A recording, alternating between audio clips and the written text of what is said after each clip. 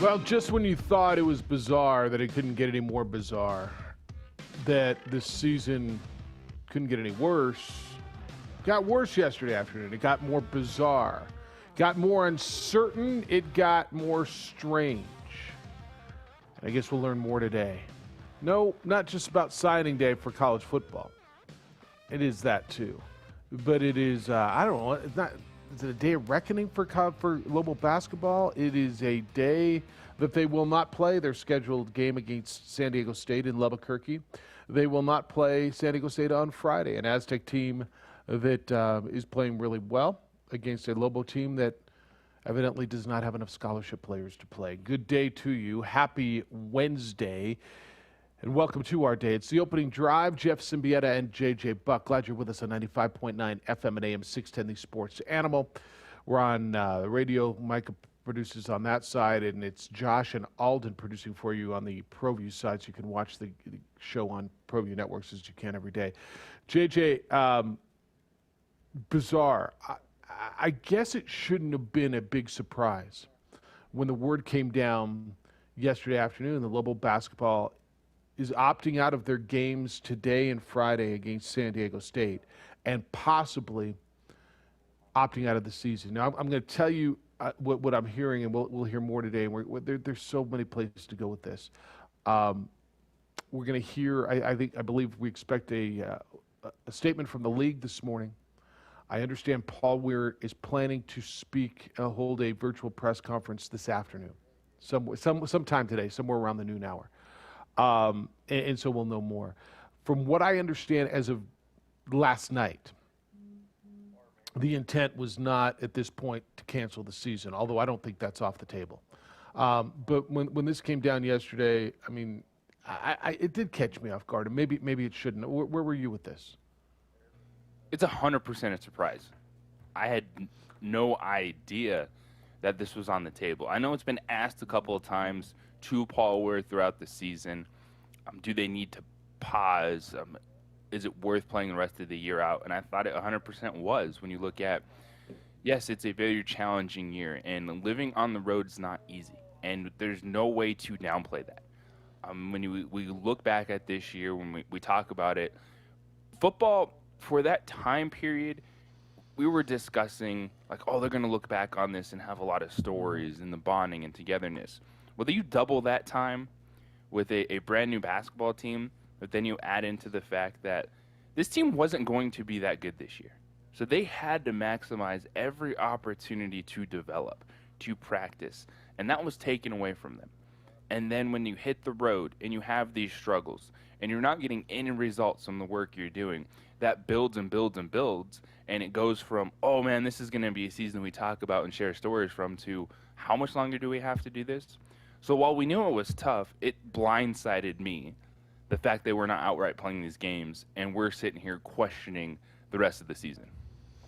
Football wasn't very good either, but the difference was there was a finite period. I think they knew going into it there was going to be that 6 weeks. They were in a place. They had one spot, and they played their games there. They had the facility to practice that nobody else was in until the very end. They shared it with San Jose State. But their situation was a lot better. It was a lot better. Basketball was different. Basketball was longer. Basketball was more uncertain. Basketball was more travel.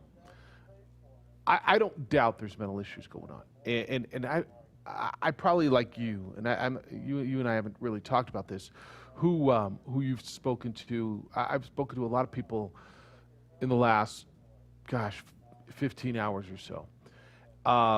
There's a lot of disappointment. There's a couple overriding sentiments, obviously around the head coach, but also if you opt to start, you've got to finish. Now, I don't know if that's true or not. And there's also a lot of people questioning, where is the motivation to opt out coming from? And you see in Jeff Grammer's story, and Jeff Grammer was on every radio show possible yesterday, and so that's what we're going to give him a break this morning. But he alluded to players potentially opting out at the urging of it, not on their own fruition, and potentially on the urging of coaching staff. And I'm hearing the same thing. Um, JJ, does a break, does taking this week off and not playing San Diego State and then going up to Fort Collins next week, does it make sense? I don't know. Are they down scholarship players? Yeah. Are they not very good? Yeah. All of that's right. But the overriding sentiment from people, and I talked to a number of former Lobos, people very close, very proud of this team, or at least proud of the program. The sentiment was, man, you can't quit. That was the word. You can't quit. If you decided, if you would have opted out early, the governor's restrictions, and look, that's part of it. We'll get there too. But if you begin, you can't just stop. I get that, but again, I can't undervalue or underestimate the toll that it's taking on these young men. And in the limited opportunities we've had to speak to the players this season, they've done a fantastic job in handling themselves positively, presenting a message of, yeah, this is tough, but we're grinding, we're sticking together, we're still working hard. And specifically the last 2 weeks, outside of that second San Jose State game, you watch this team, and there's effort. Like, they've felt like they've been playing really hard overall, defending, giving themselves a chance. Yeah, they're not too good, but I didn't get the feeling that watching this team play, they quit on the basketball court. It was just they're deficient in certain areas. And then to have this all happen and to read all the reporting that Jeff Grammer is doing, I absolutely understand the disappointment and the feeling of giving up in this situation. You know, you bring up a really interesting point that I'm not certain I've thought of. We've had unbelievably limited access to Lobo basketball. With all due respect, that program's gone into a vault. Like trying to get, and Jeff's referred to this, but Jans has been available anytime we want. Danny Gonzalez anytime you want. Women's basketball, you've got great access to. Getting anything out of men's basketball has been really tough. I mean, it's limited, and Chelsea's been doing a great job of a couple more questions, and here's the time, and the only time you really talk to players is after games. Sometimes, right? Sometimes.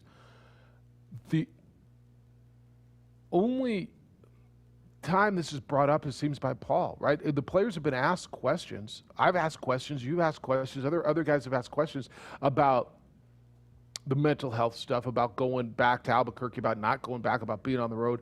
And the players, to their credit, and JJ, unless I'm missing one, have said, yeah, it's tough, but we're good, we're fighting. You're right. The players have seemed like they're in a decent place and moving forward. The only one who's really talked about it has been Paul. Of course, we've seen a couple of players leave the program throughout the season, but the ones that are playing, the ones that have been that remained, seemed bought in and understood the struggles. And yeah, it's really difficult, but it's also a situation, while yes, unprecedented across the board in college athletics, a lot of teams were working so hard to play. A lot of programs didn't get a chance to play until now. And I think that is a little bit different in this scenario when we talk about some of the other Olympic sports that their seasons were pushed to the spring, and not having that practice time wasn't as impactful. Like we saw, women's soccer get going, golf gets going, cross country out there having a meet. So it had a little less of an impact, but still there was so much uncertainty with these student athletes that just getting a chance to play this season, we heard how important it was. And like you're right, this is one that as we continue to unpack this story, hear more hopefully later today from both the Mountain West Conference and Paul Ware in the University of New Mexico, you'll get a sense of why and just how challenging it's been. But still, it's hard to wrap your head around a team a day before a game. The series is scheduled with everything that's going on, saying, oh, by the way, we're not playing, but then also spending the entire day with no official announcement on it, and thus all the speculation. Yeah, so the way I'm understanding this is Monday it kind of was coming down. And Monday is when Paul talked to the players. I guess he talked to some of the players' families. And he made the call, and it should be his call. I've heard a lot, well, where's Eddie? Like, this is Paul's program. With all due respect, like, the athletic director oversees the entire athletic department, but this is the basketball coach's decision. Now, he should get support. And he should have guidance, and I believe he is, from the athletic director. But Paul evidently made the call yesterday morning, and he had to. San Diego State was ready to get on a plane. San Diego State, the cost, costs them the charter, the charter relocation fee. Their whole thing, there's another team involved. There's other people involved. There's a league involved here. There's television partners involved. The game was going to be on 2 different television networks on Wednesday and then on Friday, right? So now they've got holes that they've got to fill. There's a lot of people involved here. But when this came down on Monday, and JJ, you go back and listen to a lot of the stuff Paul said. It's where he's going. Do you think a week off is good? Because everybody said the same thing to me yesterday. Well, if they were 11-1, this wouldn't happen. Or what if they were 5-7? What if they were 4-8 at this point? Would it be this way? And the opt-outs and for everything you're hearing and I'm hearing, and Jeff reported yesterday, it's the big guys. It's Byron Matos and Valdir Manuel. That if in fact they're being coerced to opt out. I mean, I'm not sure how I feel about that. Does the coach need the break more than the players do right now? Does the coaching staff? Is tough because this is ultimately whether or not a team can afford a free year. So this year shouldn't count against a player's eligibility. So they're not necessarily saving something by not playing. While, yes, it is tough, they still get that experience. And we have seen it specifically from the forwards, especially Valdir Manuel, as he has been a player that has gotten better at basketball this season. Yeah, there's a lot of questions here. And obviously, the future is part of the question, right? Transfers, coaches, players, where does it go? It's a historically bad season on the court, understood. And JJ was on TV last night, and the story that reporter did was kind of until she finally got to you, was pretty much a pile-on story. How bad it's been, and how bad it's been, and how bad. Okay, I think we all understand that. But where do we go from here? And I'm really curious to see where Level Fan is. So many of you tell me you checked out. So many, and JJ, we'll get into the pit, the season. So many Level Fans say they've checked out. Where are you now? Do you feel like they've checked out on you? Because I don't want to underestimate the potential mental issues with these young men. Where do you go? Is it a week off? Do you take the rest of the season off? 505-246-0610 is how to get to us today. 505-246-0610. Your emails are coming in at jeff@610knml.com. JJ@610knml.com. On the Twitter, follow JJ's _JJ Buck. The Facebook, you can watch the show courtesy of ProView Networks. It's the OD in the AM. When we come back, some thoughts from you, and we'll unpack this a little further. It's signing day for football today, so Danny Gonzalez is going to get some more players today. We'll get into the Super Bowl, obviously. Fred VanVleet going for 54 points last night. So there's a bunch to do, but we are here for you on the opening drive on 95.9 FM and AM 610, the Sports Animal. Titus and Tate.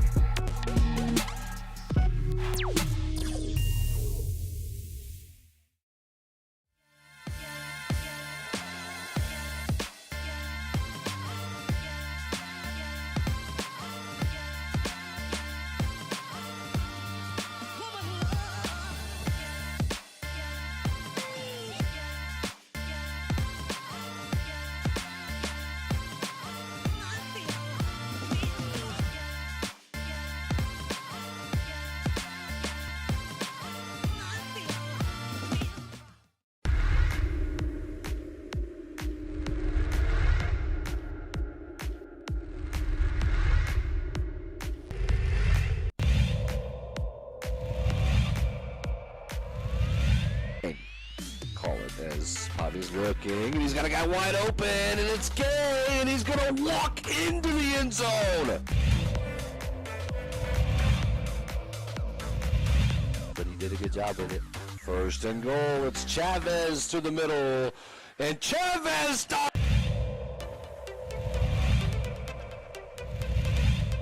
Stevens in motion. On the handoff to Mitchell. Look out! Oh, see you later. Take it to the house. Fly, Cardinals fly. To the other side, provides some protection. And off to Webskowski again. Look out! See you later. Good night. Touchdown, Webskowski.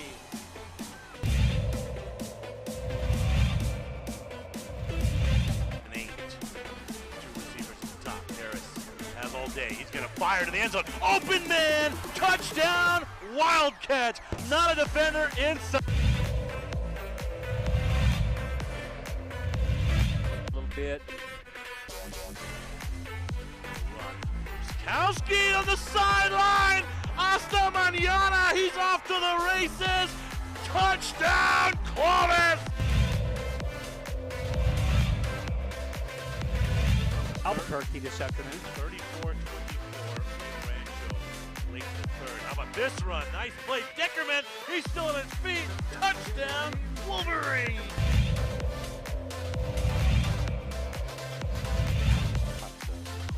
Exactly what they want to get yards. He's going to go for it. He's got a guy towards the end zone. It's grabs. Touchdown.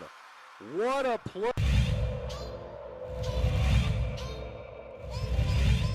And long here for the Storm. Handoff to, we're going to fake the handoff, excuse me. Davidson on the deep ball. He's got some space, and it's caught. Still on his feet. Touchdown, Storm. Wow. Santa Maria.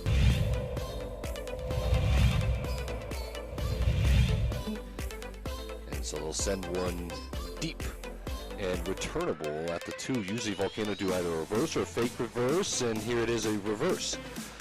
And a move to the outside. There is a lane. Look out! Shot out of a cannon. Rodriguez is going to take it all the way.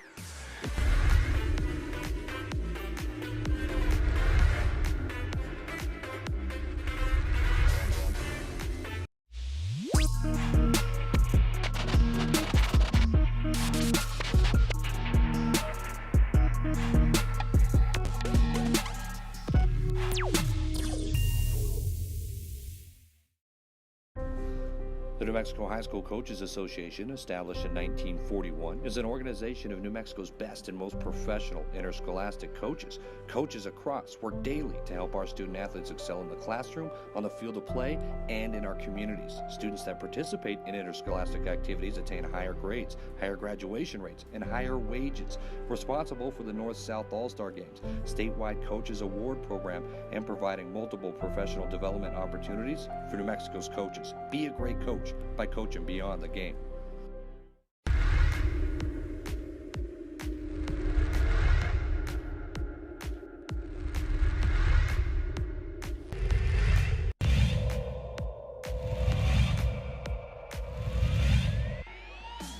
Two to shoot. They'll get one off, and it'll count high off the window. Oh my gosh. There's a long 3. Boom. Bang.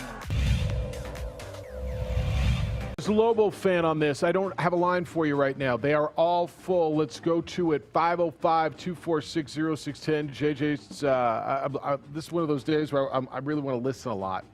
You know, I really want to hear what people have to say. So let's get started. Ray, you're up first. Good morning. You're on the Quan's Auto Care Hotline. Good day, Ray. What's up, Jeff? A couple of things with Lobos. I think I don't like anybody getting fired from their job or anything, but I think it's time for him to go. The time he's been here, and look what he's done. He hasn't really done much. You got too many guys getting in the program and leaving for I don't know what reasons. We don't know, but I don't know if there's turmoil with the coach and players. But we never had that with the Lobos before. Guys, now we got guys opting out. They don't have enough scholarship players. And he recruited these guys. That's one thing. He recruited these guys, and now if he's forcing them to leave now, that's saying something. I don't know what's going on, but I think it's time. I think he's met his time, and we should hire somebody else and clean house, because otherwise we ain't going to have no players, and there's going to be a carousel over and over again, and it has been for the last 4 years. See what you guys think. Yeah, thank you, Ray. I look, that's a common sentiment. JJ. The buyout's an issue. Look, I'm hearing a lot of talk that they've already raised the buyout money. Now, I don't know if that's right or not, but privately, and I don't know how Lobo fans are going to feel about that. But that privately, the money's been raised away from anything in the budget.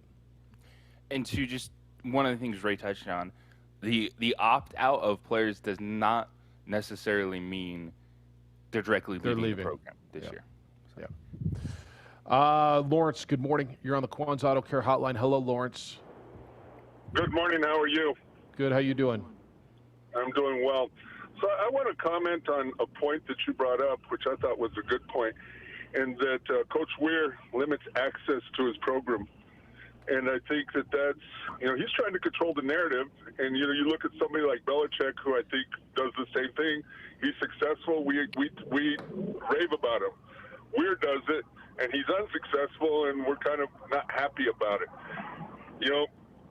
If he wants to control the narrative, then he has to accept that we're not going to support him, because I'm disappointed. I mean, now the kids, if the players decided as a team, this is what we feel is best, okay, I'll support that. But we don't know.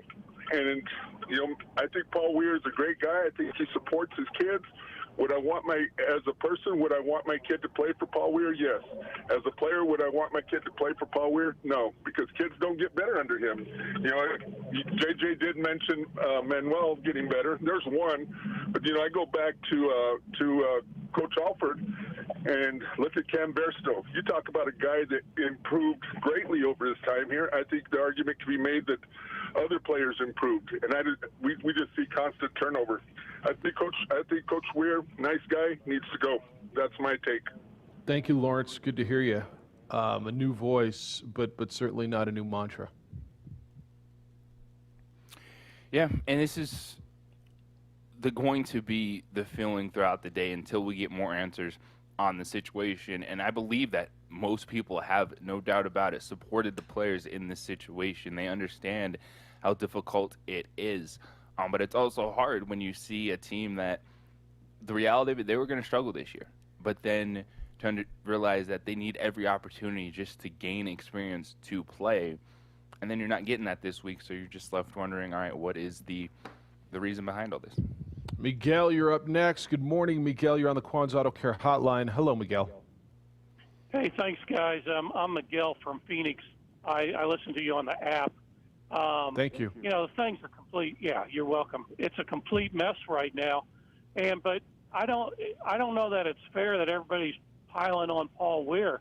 I mean, in all honesty, and I'm not trying to change the subject or bring up another point.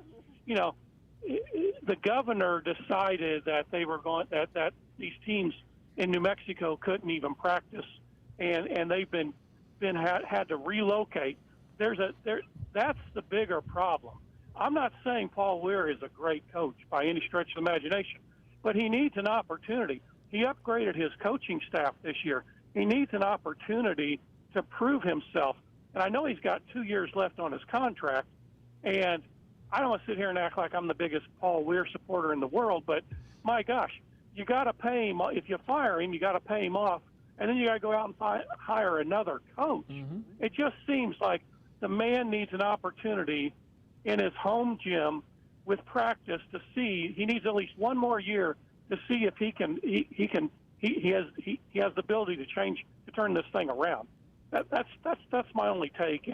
And I know everybody's going to pile on to fire the guy today, but he's doing the best he can considering he's not in control of the situation, in that the governor, who needs to hold some accountability in this decision, and they're sitting there in Lubbock. It's tough. I give New Mexico State a lot of credit. I don't see any of their players in a transfer portal. I don't know how Chris Jans is doing such a good job down there with their program, and UNM is suffering, but it's a lot of it's out of Paul's control, and that's my take. Thanks for listening. Thank you, Miguel. Thanks for listening in Phoenix. JJ, another really, really common sentiment is that the governor put them in this situation, that this is the only state in America that your universities have been put there, and some people have responded, well, then don't play. The governor said don't play. And the response is, well, why are we the only ones not playing? We're doing what we have to do. There's a lot of reasons that they're in this predicament. And the governor and the governor's office, the restrictions, what they have forced these universities to do certainly is part of the equation. Mm-hmm. And to that point, I believe that while people are frustrated and they're not happy with the performance of the basketball team, playing the year out, more people would be like, okay, that was bad, but I see everything that these teams had to do this season. Maybe some would be more willing, like Miguel, to say, all right, let's run it back with just a regular season in terms of practice and ability to use your facilities and see what happens. Wayne, you're up next on the Quan's Auto Care Hotline. Hello, Wayne. Thank you for taking my call. Hello. I think it is an understatement to say that the team is in bad shape at the moment. I called a couple of weeks ago to try to make a point that we should leave the Mountain West Conference and join a different league where we will instantly be more competitive and a greater threat.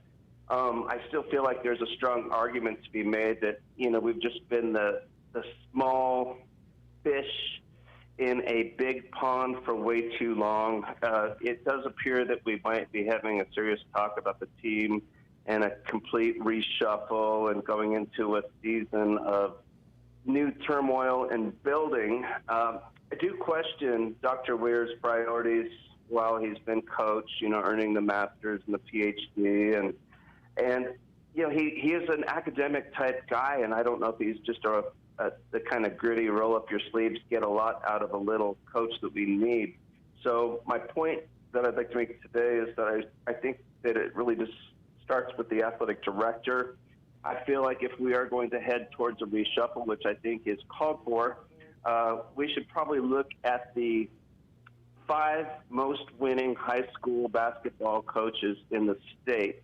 And I believe that the athletic director should interview and really take a look at those people and try to pick a local person who has a track record of winning. And I think that new coach should make a salary of maybe $100,000, which would be twice as much as a high school teacher and coach would normally make. And I do think that we should really get behind that person and in a more humble way, get some good, honest recruiting and become a very potent team in a different conference where we can be competitive and finally start to fill the pit up. Because a year ago before the 19 struck, it was depressing going to those games. And this year is just another example of where we're at, Hey, Wayne, let me ask you something real quick. Do you think the pit would be filled up by playing in a league like against Eastern and Fort whatever state in Adams State? You think people would come to the pit and fill the pit for teams like that?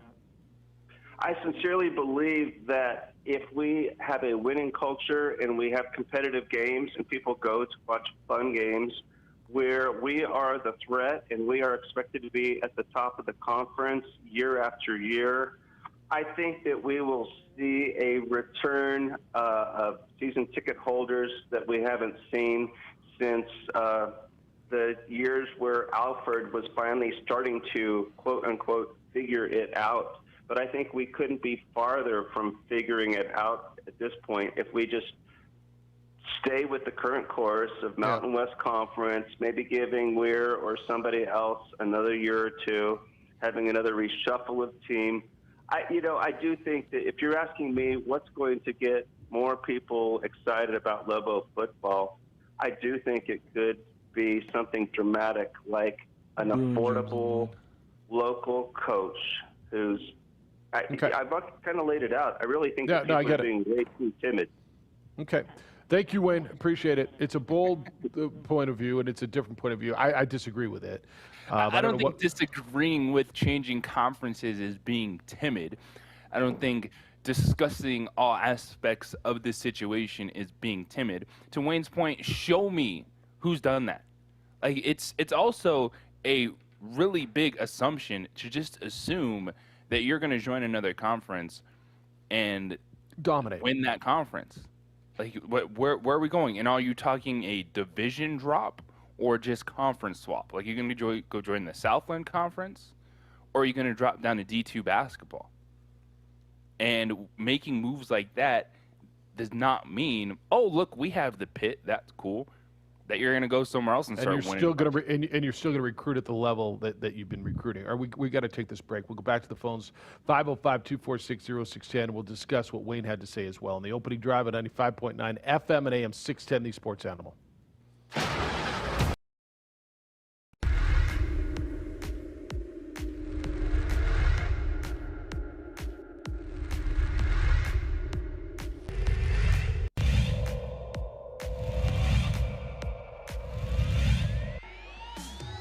Shoot. They'll get one off, and it'll count high off the window. Oh my gosh. There's a long three. Boom. Bang.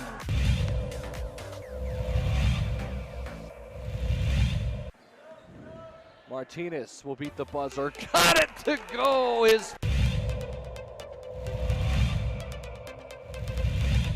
Forward driving kick. Three's in the air. It's good.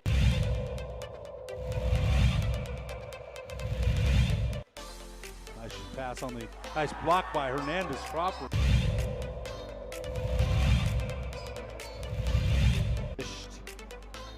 And Brown in the transition. But why not, Steve? Is Corbalan's going to go and he puts it away. And Corbalan wants to put it down. Here comes Mascuchas. Brown, you can't leave him alone. Put it down.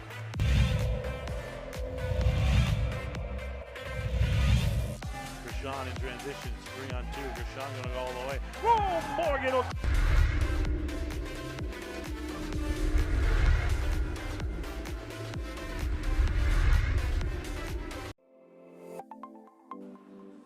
Get into the game with Garden Swartz Team Sales. They have everything you need, from screen printing, embroidery, and digital printing services, high school letterman jackets, and all high school and club uniforms and individual and team apparel with the most reliable brands like Speedline, Rollins, and Wilson. And don't forget to check out the latest F7 Shut helmet. It's all at Garden Swartz Team Sales. Give them a call, 505-884. Valentine's Day is close, guys. Sports Animal wants to help you get in good graces. We got your chance to win 95 roses from People's Flowers and a $100 gift certificate from the Candy Lady. Flowers and sweets for your honey. That'll keep you in good graces for a while. All the details and register on our website. That's sportsanimalabq.com. It's the opening drive. Jeff, JJ, Micah, J-Pull, or it looks like Josh and Alden back there. All right, just real quick, we're going to go to the phones here. Mikey, you said he called back and said he was not or was implying going to Division II. He was implying to drop down a division. Yeah. So not even play in the Southland, never have a chance to win a conference tournament, go to the NCAA tournament, but go play for a Division II championship, play Fort Lewis and play, Prairie, Texas A&M Commerce and places like that. And, I just don't think people around here, first of all, I don't think that's the right idea.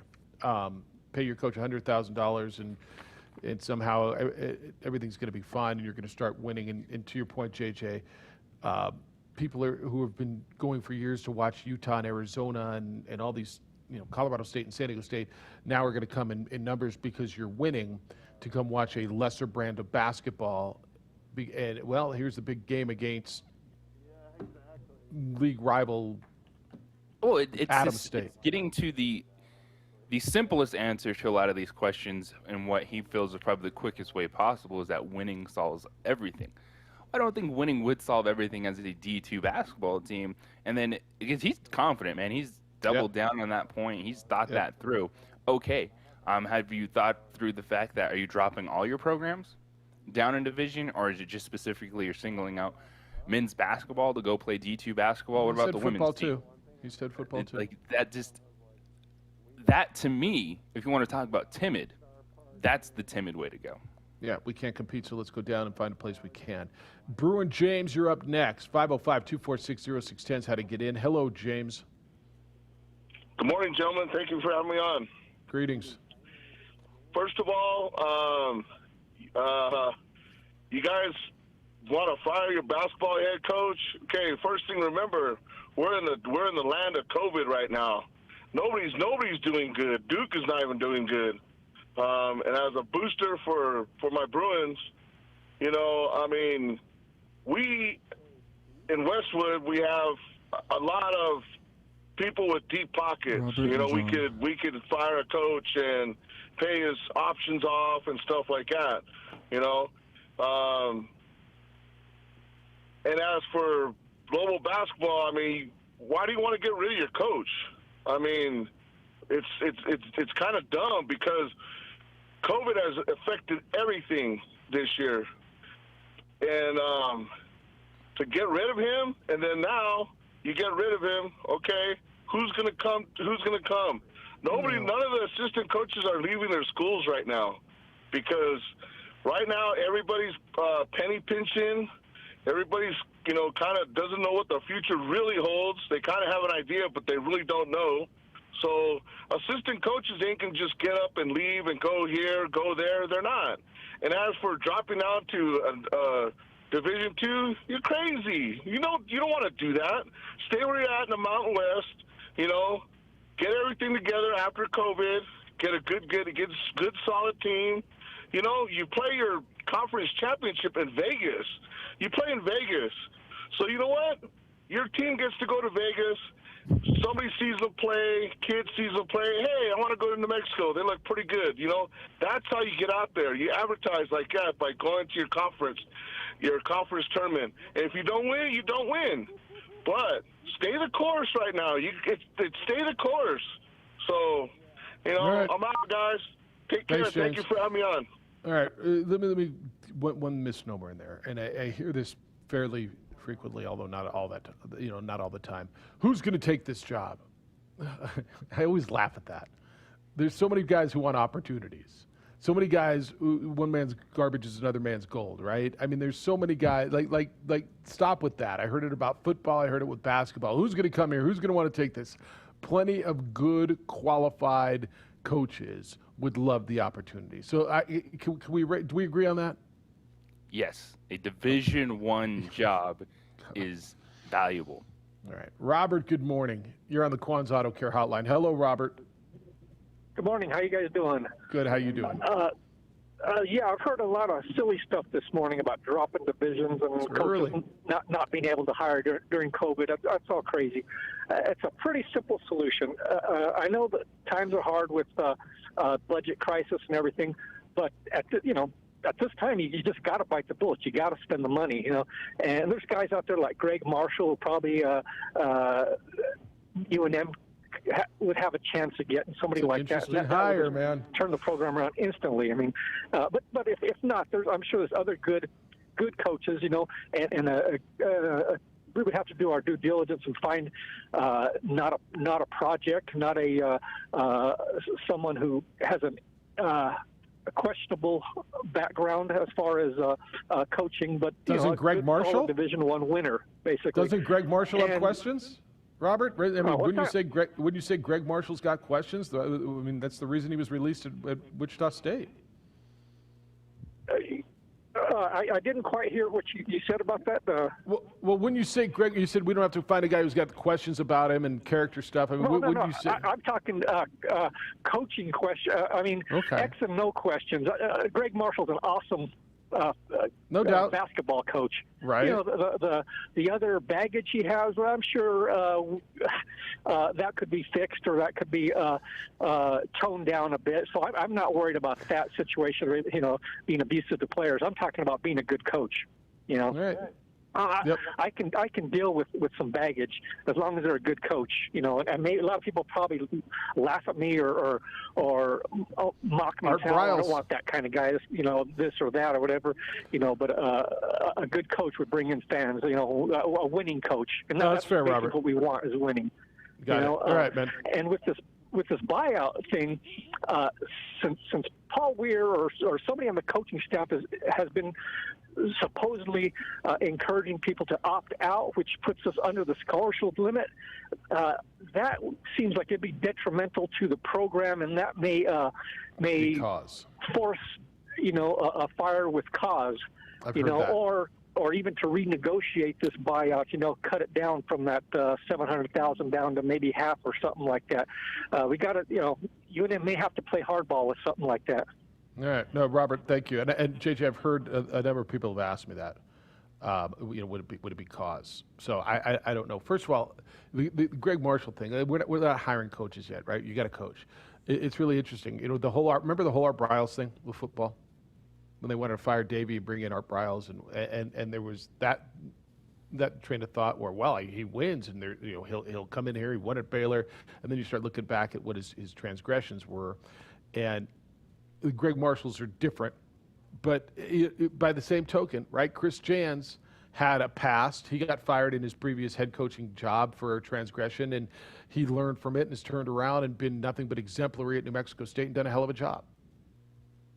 And where UNM would be if they are looking for a coach is in a position to be willing to give a second chance to certain coaches. I was always and will always be not on the Art Briles train. I think there is still stuff you can do as a coach that should prevent you from getting that opportunity at a high level of coaching and leading young men once again.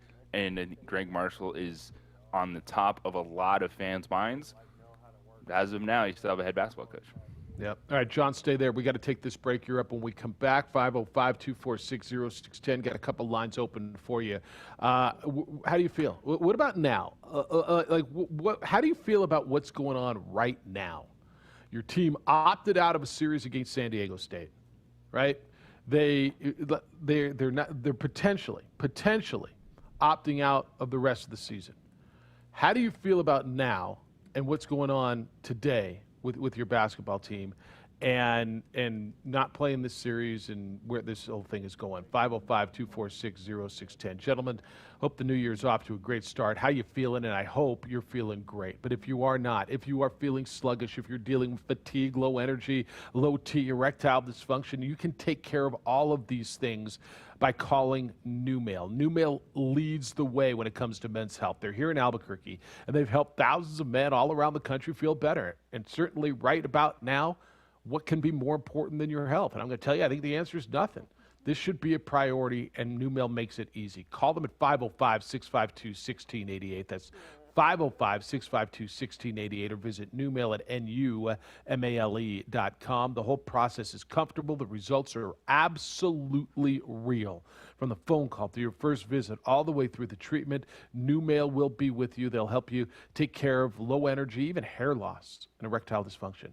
Their testosterone replacement utilizes cutting-edge technology. They're out front when it comes to men's health. Guys, take care of yourself. Make the call. Visit NewMail.com or call 505-652-1688 and feel better. Staples has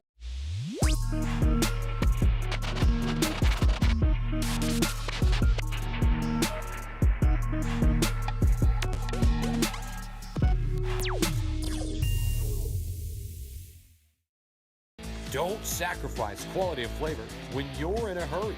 Golden Pride offers ribs, fried chicken, green and red chili breakfast burritos, and Frontier Cinnabons. 4 great locations, or visit us online at goldenpride@abq.com. Golden Pride Barbecue Chicken and Ribs, proud supporter of ProView Sports Network.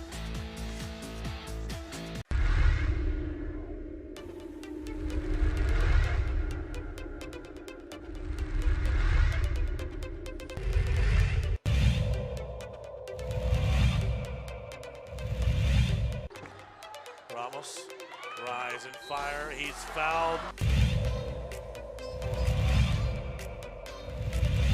You know, he used to coach for Del Norte. And here's Voss all the way with the finish. He'll get the... Behind the back of the dribble. Trying to go up with the right hand. He changed hands in midair. And Hotnet sent it away.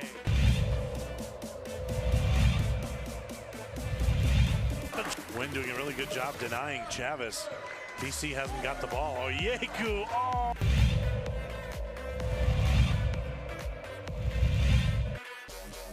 Working against Watson. Oh, look at the spin move.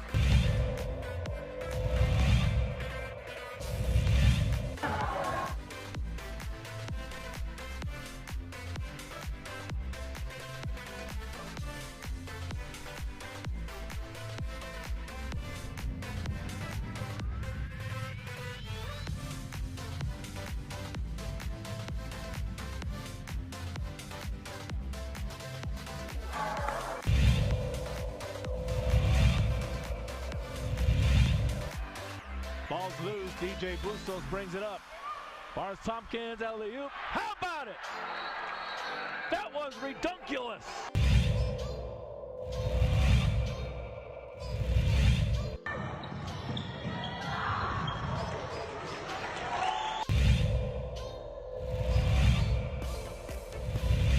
Turnover. Cable to the big fella might try to jam one home.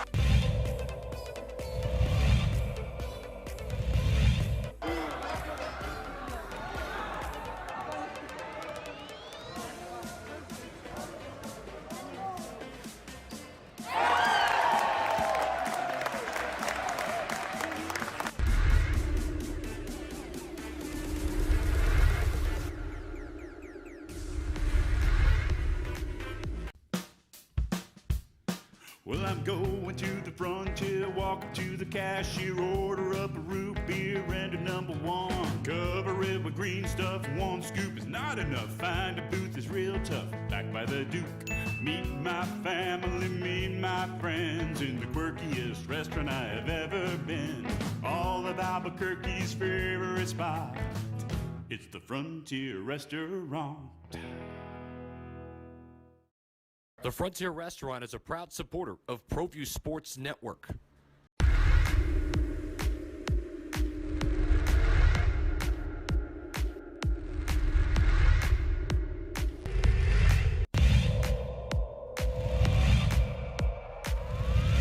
It's his second field goal. He's got 4 points. Watson, though, goes all the way.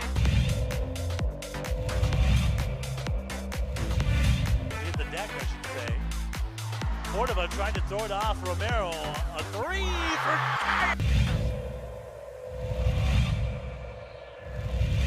Set out to Jutapia.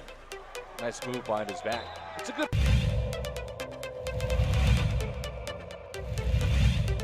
Here's Ramos. Step back. High arcing. 20! But he needed to get his legs back under him. Ooh, a little kick.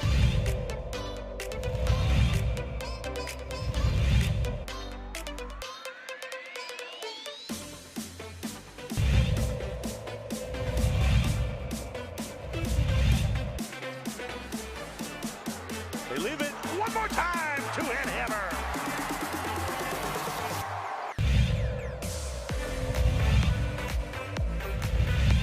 Look at this, they're not going to score again. Look at this. Up top! Yes, and the finish for Akbayosi.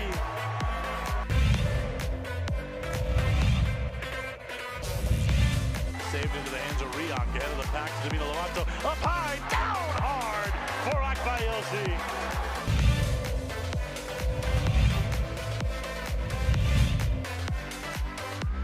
Out of the corner, Casals, the 3-0, Katenge! Let me clean up the mess! He dropped out of the rafters for that one, Steve.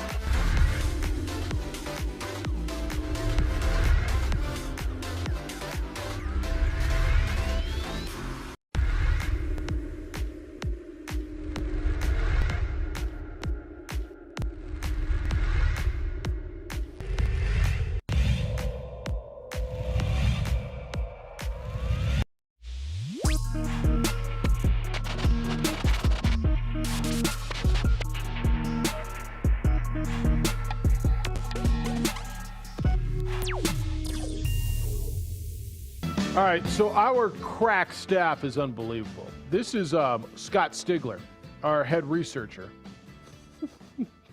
responding to Wayne and Wayne's suggestion that they move down to Division II, that they can't compete at this level.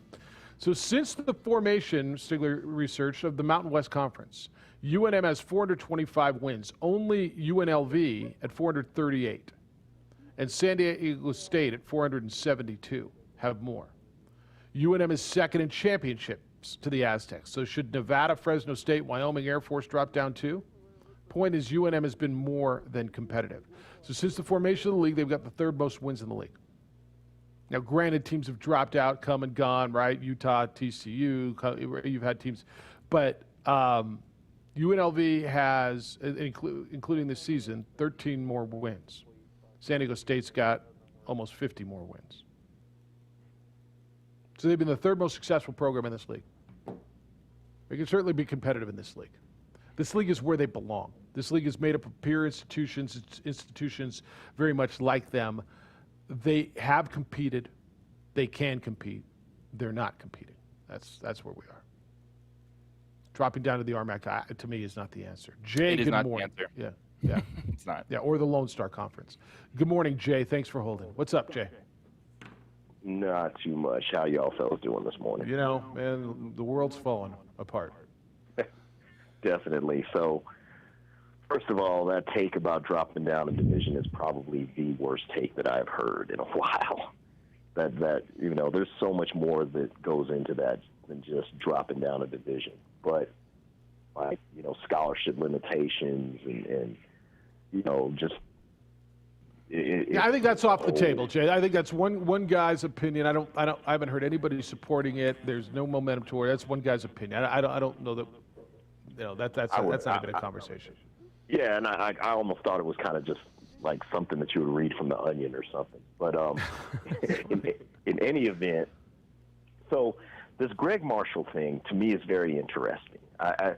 You know, I always kind of find it interesting where people will draw the line as far as ethics, where they'll say, "Well, we don't want this, but we'll turn a blind eye to this because it benefits us down the road here." Okay, so you know, when there's allegations of punching players and stuff like that, that's kind of where I draw the line, like abusing players, like that's your commodity. But I guess many people in this market feel that the possible reward of going to a Sweet 16 or a Final Four Hell, the NIT is would be something good that at this point. right, it's something that will definitely happen with this coach, which, let me just say this. There are many good coaches, many great coaches out there that have never been to a Final Four. Mm-hmm. That's a real thing. You know, there have been also some bad coaches that have wound up getting to a Sweet 16. So sometimes it's luck. There's a little luck of the draw that happens. And you know, when you look at Greg Marshall's record, and granted, we are talking about a job that is currently occupied, by the way. That's correct. But when you look at Greg Marshall's record, Greg Marshall built his name in the Missouri Valley Conference, which people around here would look at and say, well, that's a step below the Mountain West. Yeah, but not really. It really isn't, but there are people around here that would say that, okay? Yep. Now, his last 3 years in the AAC, which people around here love to say is in step with the Mountain West Conference, he had one NCAA tournament appearance, an NIT appearance, and nothing. So is that the trajectory that you feel as a coach? You know, is that a coaching trajectory that you feel would get him this job? I don't know. But I do know this. You know, when you're turning a blind eye to something like abusing kids, you know, where do you draw the line at that point? Yeah, what are your priorities? No, Jade, it's a good call, and I appreciate it. Thank you for that. Thank you, guys. Let's I feel like all of a sudden we're in a coaching search conversation. That's really not it, right? Paul Weir's your head coach. I just got a text from Ralph in San Diego. Right, they wanted to watch the Aztecs play tonight, and I got a text. Does Paul Weir still get paid? Well, yeah, of course he still gets paid. Even if they opt out of the season, he still gets paid. Yeah. He's getting paid right now. Paul, where's your head coach? I've heard all kinds of names, all kinds of conversations. That may or may not happen. You can decide. We can have a conversation. Should he be? Do you want him to be? Is he leading this program? We can have a conversation about turnover, transfers. Because JJ, here's my feel. Are guys opting out for one season? Are they being encouraged to opt out for the rest of the year? As I'm going to read you an email. Is it opting out or is it quitting? And do you foresee this, if they keep Paul Weir here, this roster turning over again next year? All good questions to address. All right, and I want to get into all of that because I've got on this topic tree, I've got a lot of branches that we've got to pick fruit off of. And I think the conversations are fair at all turns. Keith McGee. You had Nolan Dorsey. Thank you. Nolan Dorsey. From what I'm understanding, both those guys didn't want to go. But we're being told they opted out. They've left. 505-246-0610. It's the opening drive. Come on in. I want to hear what you have to say about a big story. About as big a story we've had in Lobo basketball off the court in a long, long time on 95.9 FM and AM 670 Sports Animal.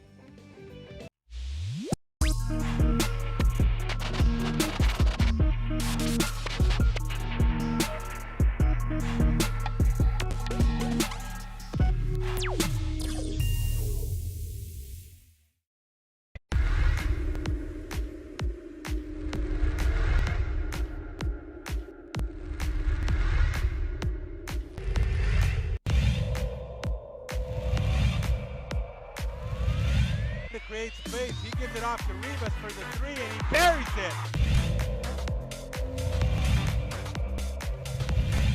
They'll be coming in soon. Double pick set for Avalos. Goes to the right.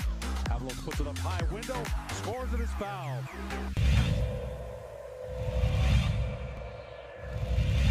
Right here by Lewis all the way, coast to coast, and finish. What a... Around the screen. Against White. Step back. It's blocked. JB with the block.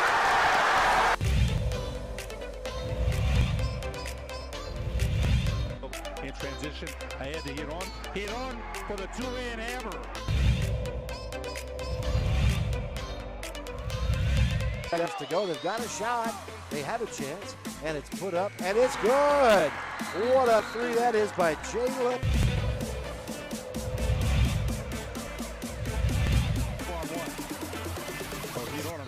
Hito puts it up.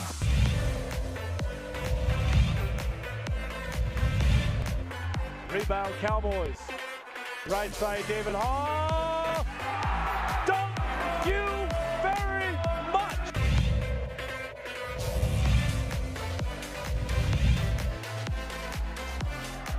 Here come the Cowboys. Domina Lovato lays it up. Missed it. Hey, how about it? Thank you, Lusses. Thank you very much, Raquan Mitchell. Clock at 6. They get it. Barnes Tompkins fires. Yes! Pass up part. This for the win. Blocked by DJ Bustos. Cowboys win. Cowboys win.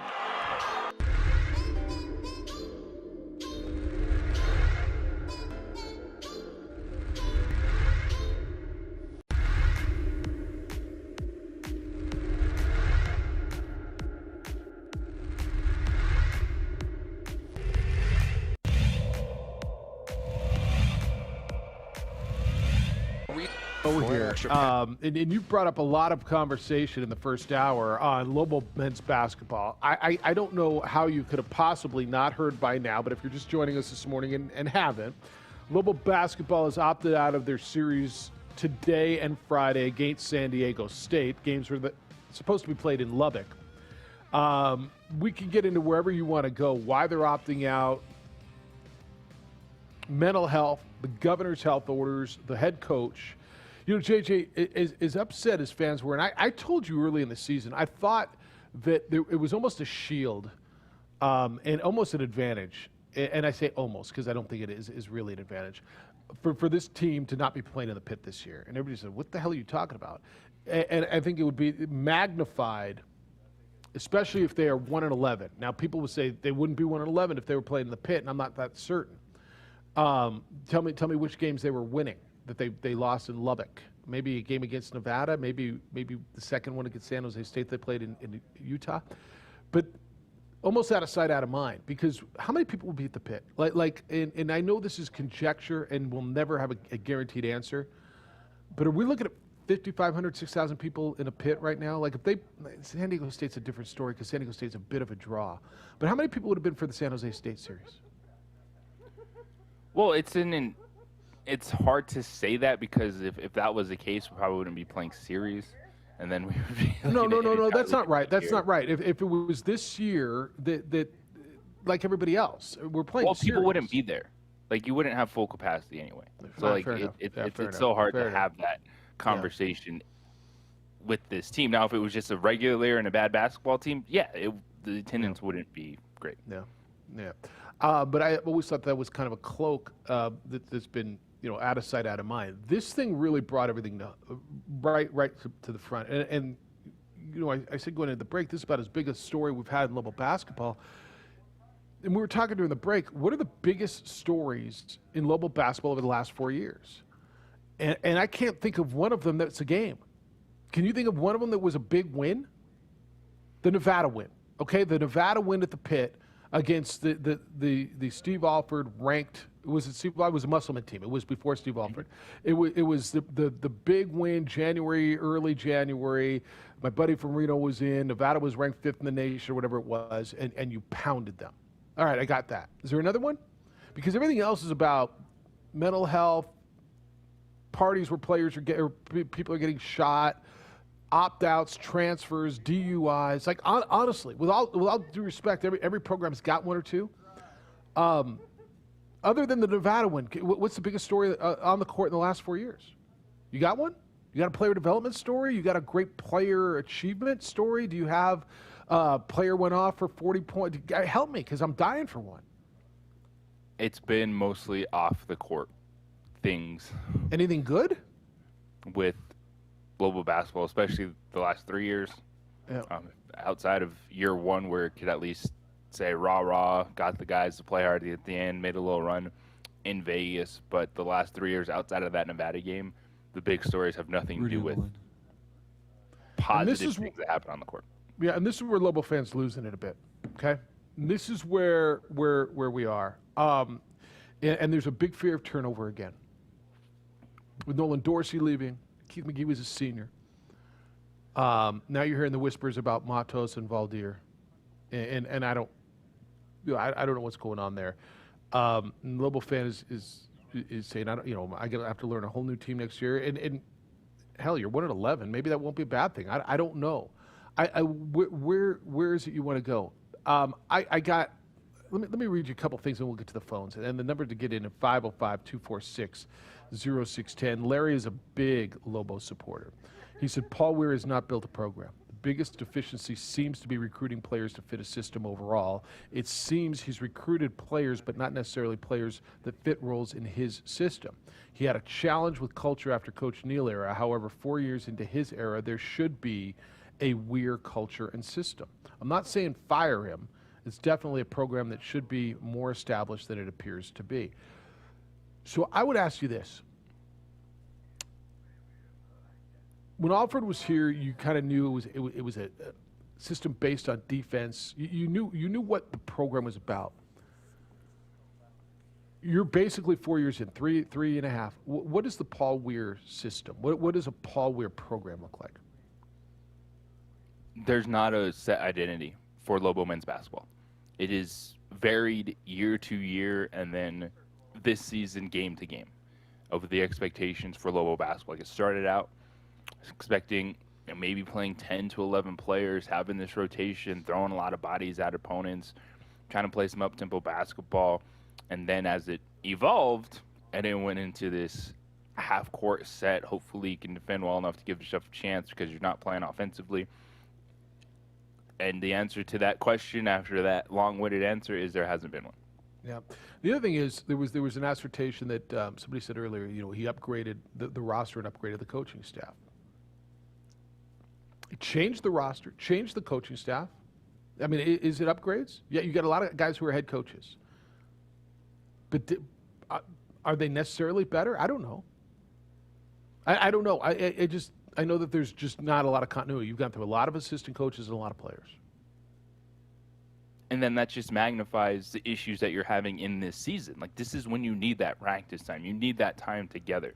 Because I think this team, even if they practice fully, would still be struggling to some extent. We know they're not a conference contender this year, but then you just add on to the fact that you don't get that practice time.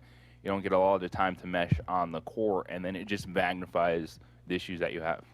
Rudy, good morning. You're on the Quan's Auto Care Hotline. I know this has got to be killing you. What's up, Rudy? Let's back up. A little more than a year ago, when the team was 15-2, and we were playing great basketball. Nobody said a word about Paul Weir, right? He was doing great, 15-2, and then some grown men made some really poor choices, and Paul gets blamed for that. Paul didn't encourage Carlton Bragg to drive drunk. He didn't tell J.J. Caldwell to hit his girlfriend. He didn't tell Vance Jackson and Jaquan Lyle to forget about basketball and go have a party. Anybody who believes that doesn't know Paul Weir. At the same time, what are you supposed to do? Walk around with your shoe up their rear? Some people think that's coaching. All that's changed. Those coaches don't make it anymore. Look at what happened to Greg Marshall. 5 years ago, you might even be able to get away with. So how do you coach now? How do you coach? How do you instill discipline? Because at some point, if Paul gets credit for being 15-2, he also has got to have some culpability for what's going on within his program, doesn't he? I mean, it's got to work both ways. And so he asked for a 2-week pause so he could get his kids back here, get them refocused, get them caught up on their schoolwork, whatever. We don't know. I don't know. You don't know. And in a COVID year, there's no accessibility to the players because you're trying to protect them from somebody that might walk in and sneeze and infect the whole thing. So he begged, he asked, nobody said squat to him, and they wanted him to keep playing. And at some point, the coach has a responsibility for the welfare of his players. And I don't know where that line is, Final thoughts, opting out is not the same as entering the transfer portal. Nolan Dorsey was a reach anyway, if you ask me. Kid coming all the way from North Carolina to Albuquerque, New Mexico. I don't know what that connection was. Paul's recruited internationally for years. I think of a guy named Pascal Siakam. I guess Paul gets no credit for recruiting and helping develop that guy, does he? You should get a lot of credit and for you that. ask Pascal, he is a Paul Weir supporter and a Paul Weir guy. Ask Pascal. So, this year, as one other caller said, is like no other. Is this a normal year for you? Has it been a normal year for anybody? So I'm not ready to throw the baby out with the bathwater. I was getting texts all night. We're going to hire Mike Miller because he's friends with Eddie Nunez. Mike Miller's coaching high school basketball in Germantown, Tennessee. You think Lobo fan wants Mike Miller, who's never coached a college basketball game? Yeah, but he's a name, and his brother coached here, and he won a championship with LeBron or 2 or 3. That doesn't make you a coach. I know. What excites people, man? Resumes, who they've been with. I'm with you on the Mike Miller thing. So, let's see what happens. Let's see if this is a 2-week pause. Look at what happened to Michigan's program. They were flying high. And one athlete that's not even basketball went to England and came back with a B1 1.1.1 corona variant and shut down the whole school. Okay? Who knows what's going to be left of Michigan basketball when they get started. They haven't practiced for 2 weeks. Yeah. No, we'll watch that. All right. Yeah. No, Rudy, thanks. It's good. So let me ask you something, JJ. So what if it's a pause? Okay?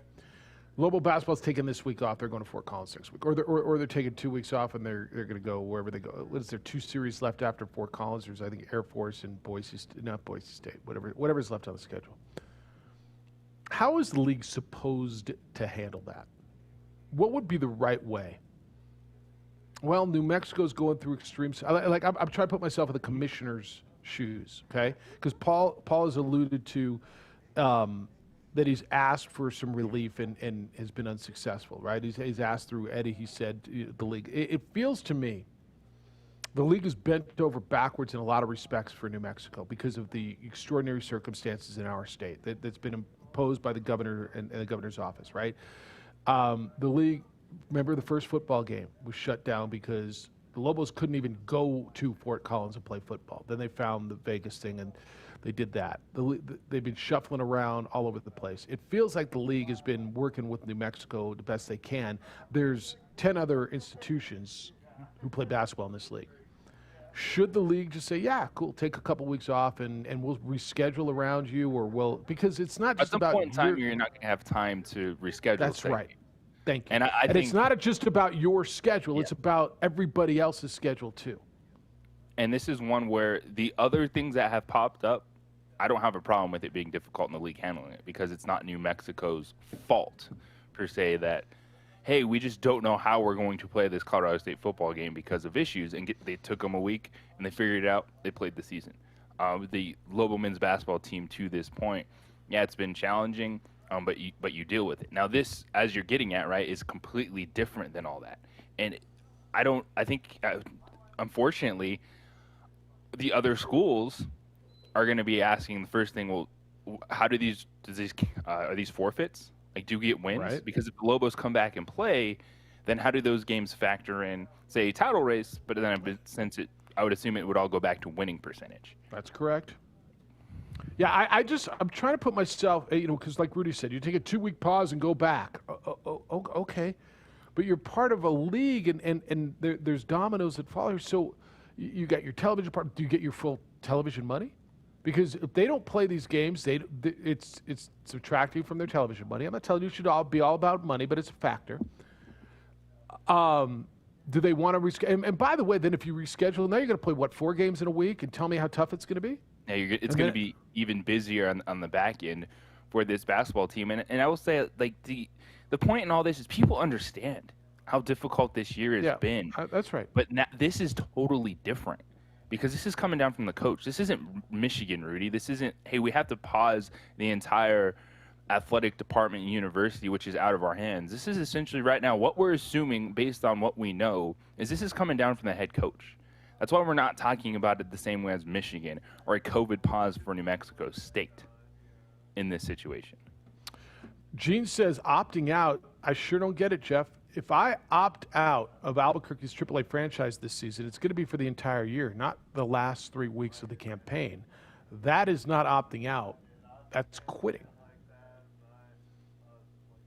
I don't want to underestimate or underappreciate the mental strain on everybody involved. It's insane. It's intense.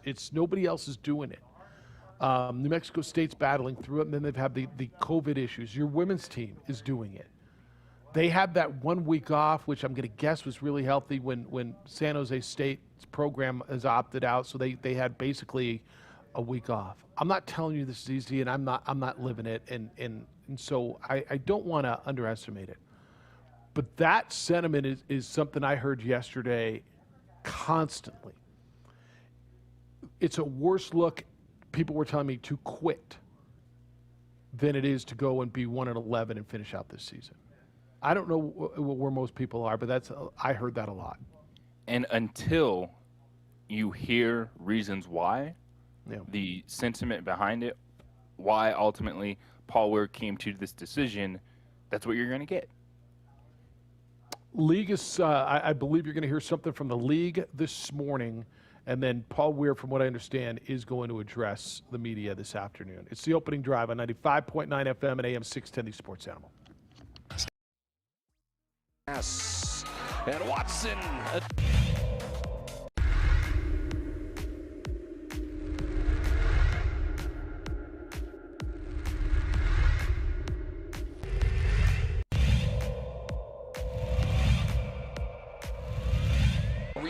Moreno extra pass.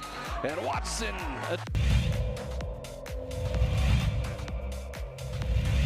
Out with it, Gallegos, and he's going to run all the way. Window, yes! Able to get out of it. How did he find Battle? It's to Cunningham, and it... I mean, Ramos' hand. And Ramos puts it up, beats the buzzer!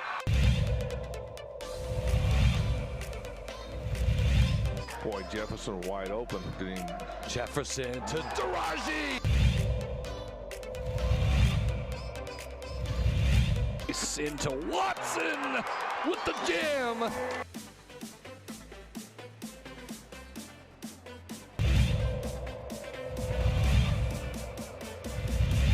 Far the ball at the end. Another steal by Domino Lovato, and here comes Agbaiosi. Lob, two-hand hammer. You knew that was coming.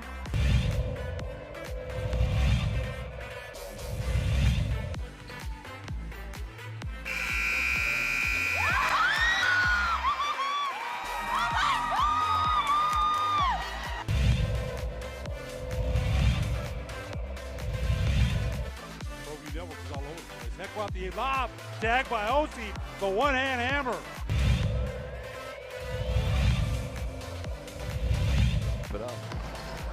And a drive from Parham.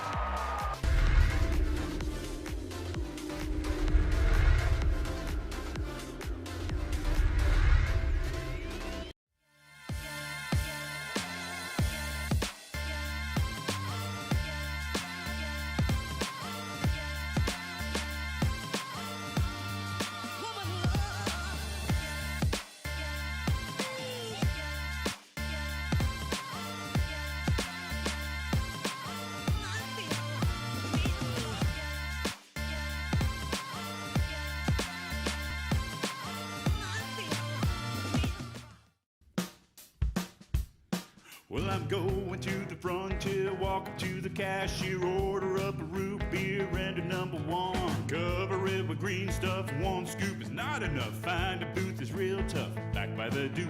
Meet my family, meet my friends in the quirkiest restaurant I have ever been. All of Albuquerque's favorite spot, it's the Frontier Restaurant. The Frontier Restaurant is a proud supporter of ProView Sports Network.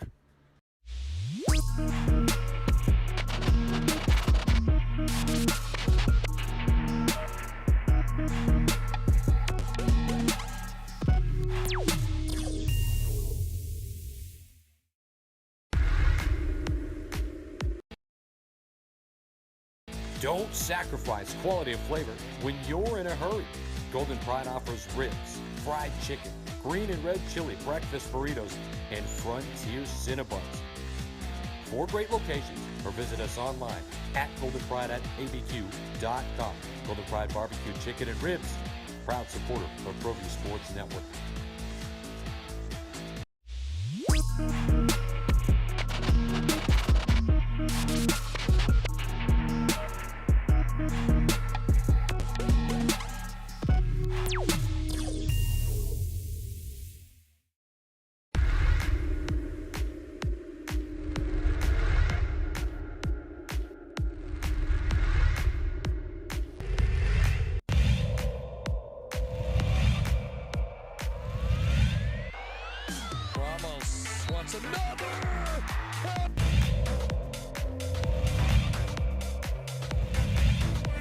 Opportunity here. Martinez shoots, he scores.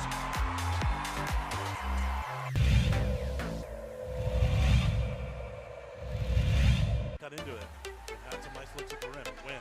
Inside. They're not going to miss this one. Two-hand hammer for Murillo.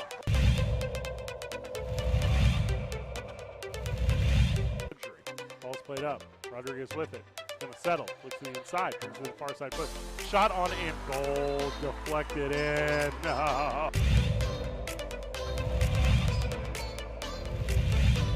Dorian's gonna go all the way. It was blocked by the rim. Get it out, says Kobe Wade.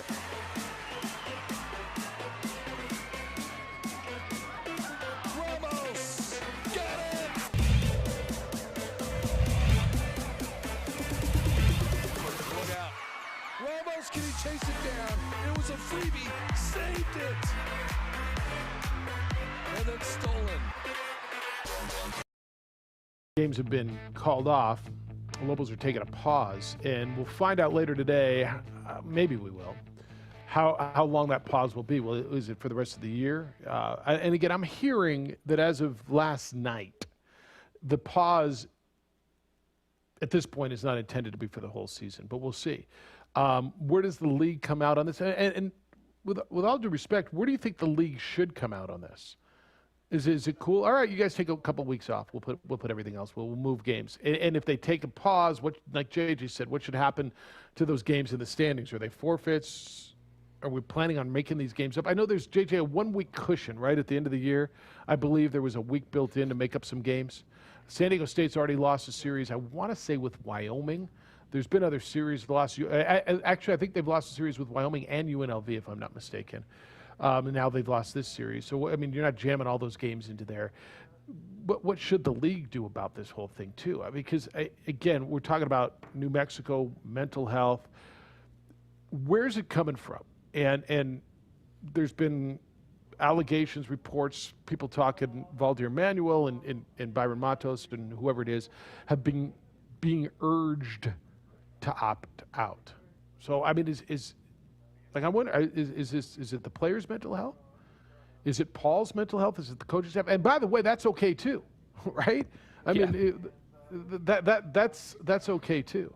If the thing with this, I've always tried to put myself in that situation this year. It would be devastating for me right now because I know these coaches, like Paul Ware has young kids, and you're used to traveling. It's the business of it.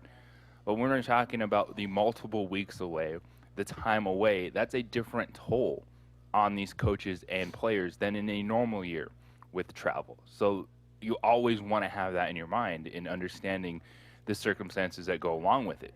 But if it does come out that it was the coach that persuaded the players not to play, I don't think that's going to sit well with a lot of people. No. I'm saying, all right, I understand. If you need a break, this is difficult. Like, that's understandable. Well, and then he could step away. There's 3 other head coaches on that staff. And to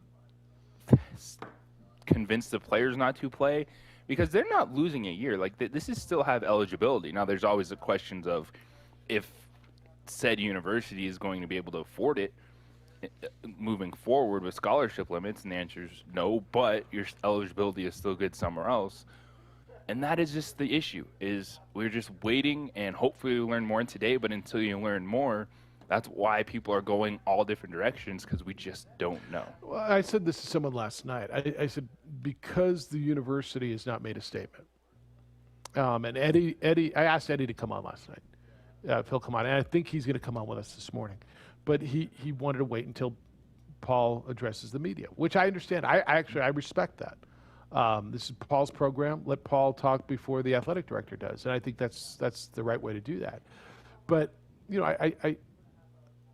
I said that, obviously with no statement coming out of UNM yesterday, which is just almost like, how did people find that? Was there an official statement that said the games have been canceled? Because I never saw one. Did you? Oh, it only came from reporting from Jeff Grammer, right? And then the San Diego Union Tribune. Yeah. Of course, with the Aztecs not traveling. That was it.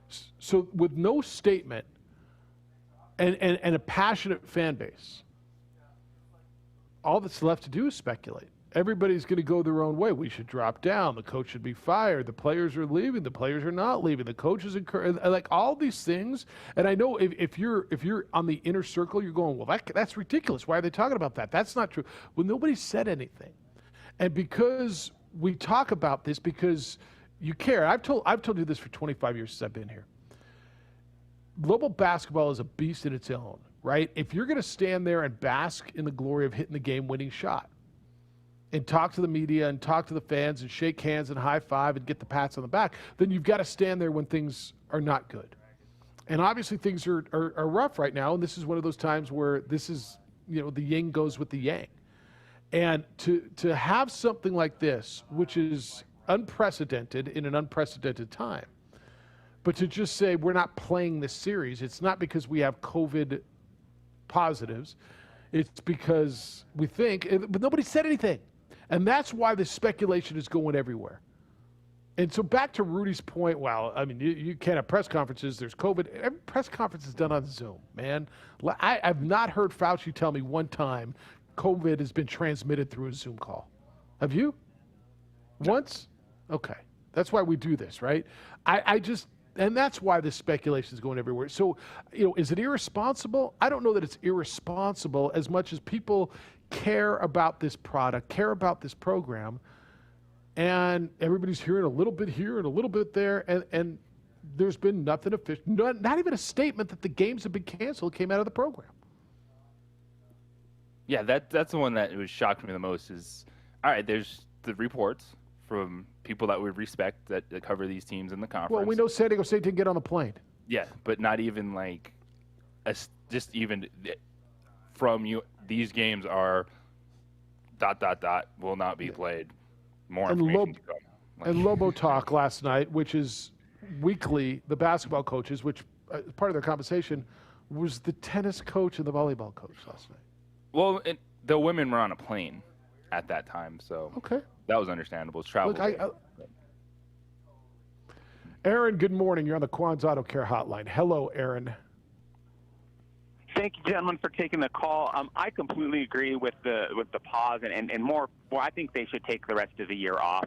That is not a healthy working environment that those coaches are in or that those kids are in. That can lead to a detriment in their mental health. The stress that they're under can affect their physical health. And I have no problem with them opting out and not playing any more basketball and putting any more money into UNM's pocket for the TV rights. You've got teachers all throughout this city who have opted out of in-person learning, and they get very little hard time. But these kids are doing the exact same thing. They're opting out and saying, this is not good for our mental health, for our stress level. We are 18, 19, 20-year-old kids who are also trying to balance school, and we're having to do something that no other team in the country is having to do. If anyone has any problem with that, they should lay that problem at the foot of the governor. Period. End of conversation. Those kids are being taken advantage of are in a non-healthy working environment. Thank you, Aaron. And look, what they're going through is unreal. And you and I have talked about it constantly. I can't imagine being put in that position. There's two ways to look at it, and this is where I really would love to hear from the student athlete. Candid moment with the student athlete, like not being coached what to say. How do you feel? Do you want to play? Because I think there was a big part of it at the beginning where, well, these young men just want to play, right? They want the opportunity. They came here to play basketball. They just want to play. Okay, now they're getting that opportunity. Now they're getting that opportunity in an extraordinary circumstance. Away from home, in a hotel room, box meal, sitting there. I mean, it sucks. And that's a horrible, layman's way to put it. So Aaron's point is dead on. But remember when it started, well, all they want is a chance to play. They just want an opportunity. They came here to play, so they got this. It's hard. I don't think he's wrong. I think it's extraordinary. And could this be detrimental? And then the losing on top of it, and the pressure of that. So I don't think Aaron's point is completely invalid. And in fact, I think there's a lot to it. And I do think it's a fair point, as we've addressed and we'll continue to talk about. It's just don't know the certainties of it until we hear more from Paul Ware and just the head of that program, what ultimately it came down to make this decision at this moment in time. And I wonder, too, even just if you ended up playing all your games on the road, that wouldn't be ideal. But at least just having the ability to practice, use, say, your home facilities as a home base, while outside of records and where this team would be, would that have changed the conversation in terms of mentality and the mental effect it is having? Because then at least you're coming back, you're having full practices, you have a weight room, working out, etc. Like, how much would that have changed, at least just where this team is, on that mental side of it? All right, keep them coming. I got a ton of emails I could get through. Jeff at 610knml.com. jj@610knml.com. You can get in, be part of the show. It's great. JJ, we've had some new voices today, some new listeners. I love it, and keep them coming. It's I love the new blood. You know, I always know there's so many people out there. They tell me like 99% of people who listen to Sports Talk Radio never call. Love your new the opinions and the new blood, and encourage first-time callers as well. 505-246-0610 is how to get in today. 505-246-0610. It is the opening drive. We're on ProView Networks and 95.9 FM and AM 610, the Sports Animal.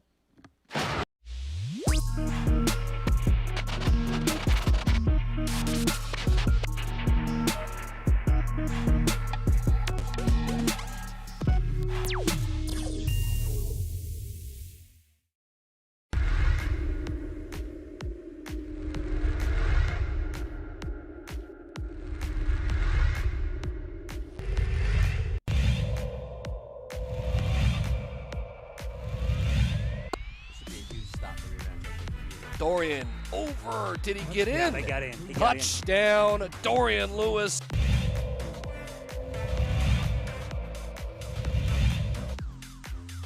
Seconds to play. Benavides looking, still looking up the middle. It's intercepted. It's picked off by Freddie Anaya, and Roswell's season will end perfect.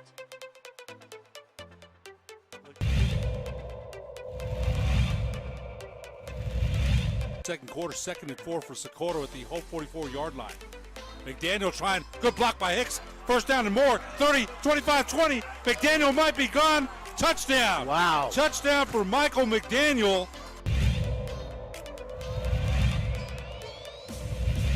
It's 40 seconds this year. It's not like 25 like it used to be. He laterals it back. What a play by Hightower. Pitch.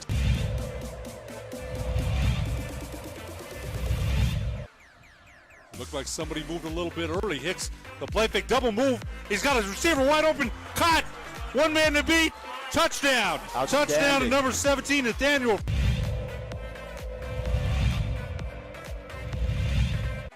Third and 6. Big defensive play coming up here.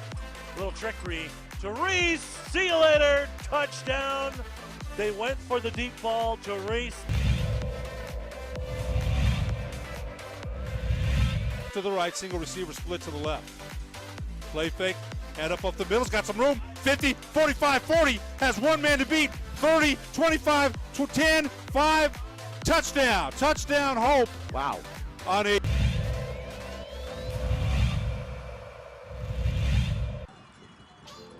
Option again, he'll keep it. Now he'll pitch it. Comes out to the 30, 25, 20, up the sideline. Still inbounds into the end zone. Let's see. Touchdown. Touchdown. Portell. The outside, running an out route. Davison in the play action, looking. He's going to go back to Lewis, and Lewis makes a cut, and Lewis still on his feet. Dorian Lewis is in for a touchdown.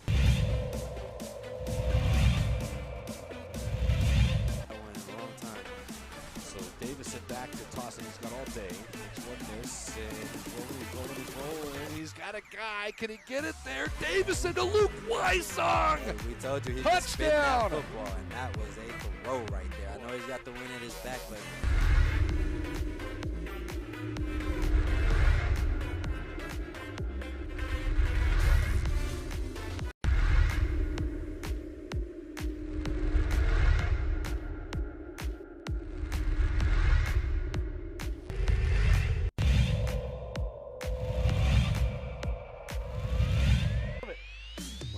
Melfi can cash it in. He's got some protection. Deep ball. Erickson's open. Touchdown, Monarchs.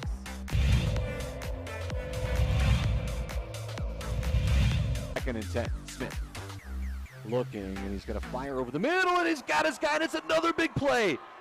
Walking away for a touchdown, Tristan Altier.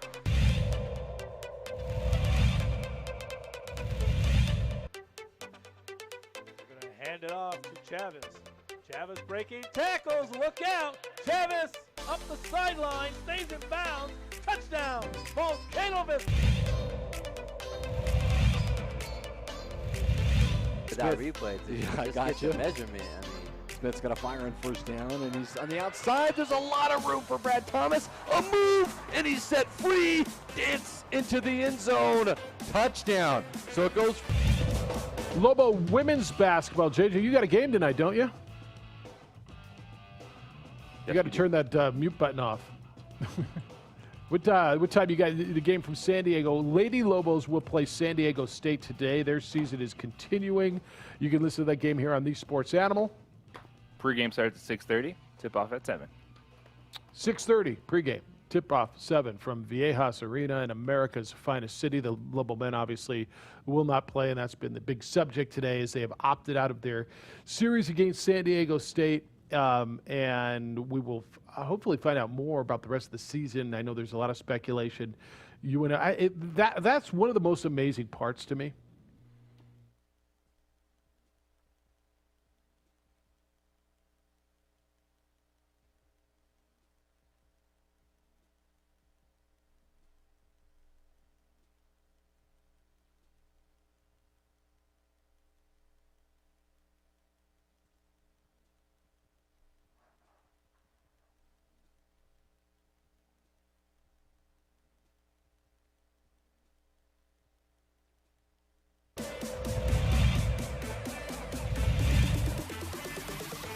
Run with it.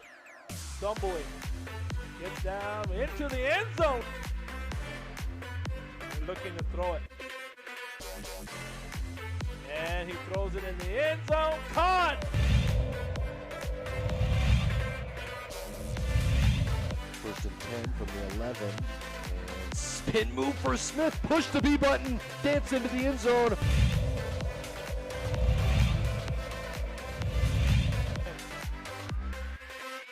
Throw it. Looking. Here comes the rush. Step it up.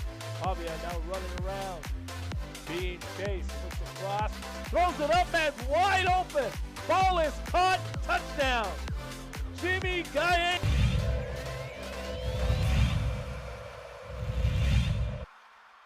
Chavez dropping, looking, stepping up. He's going to run. He's got a lot of green in front of him. To the end zone. Touchdown. Rio Rancho, Isaiah Chavez. Chavez set. He's going to run with it again and dives and.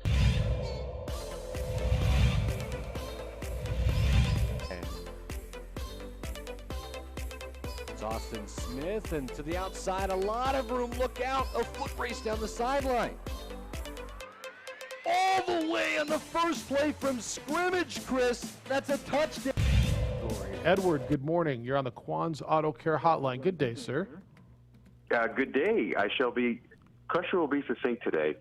You know, I agree with you. It's great to hear all these new perspectives, and I value each one of them.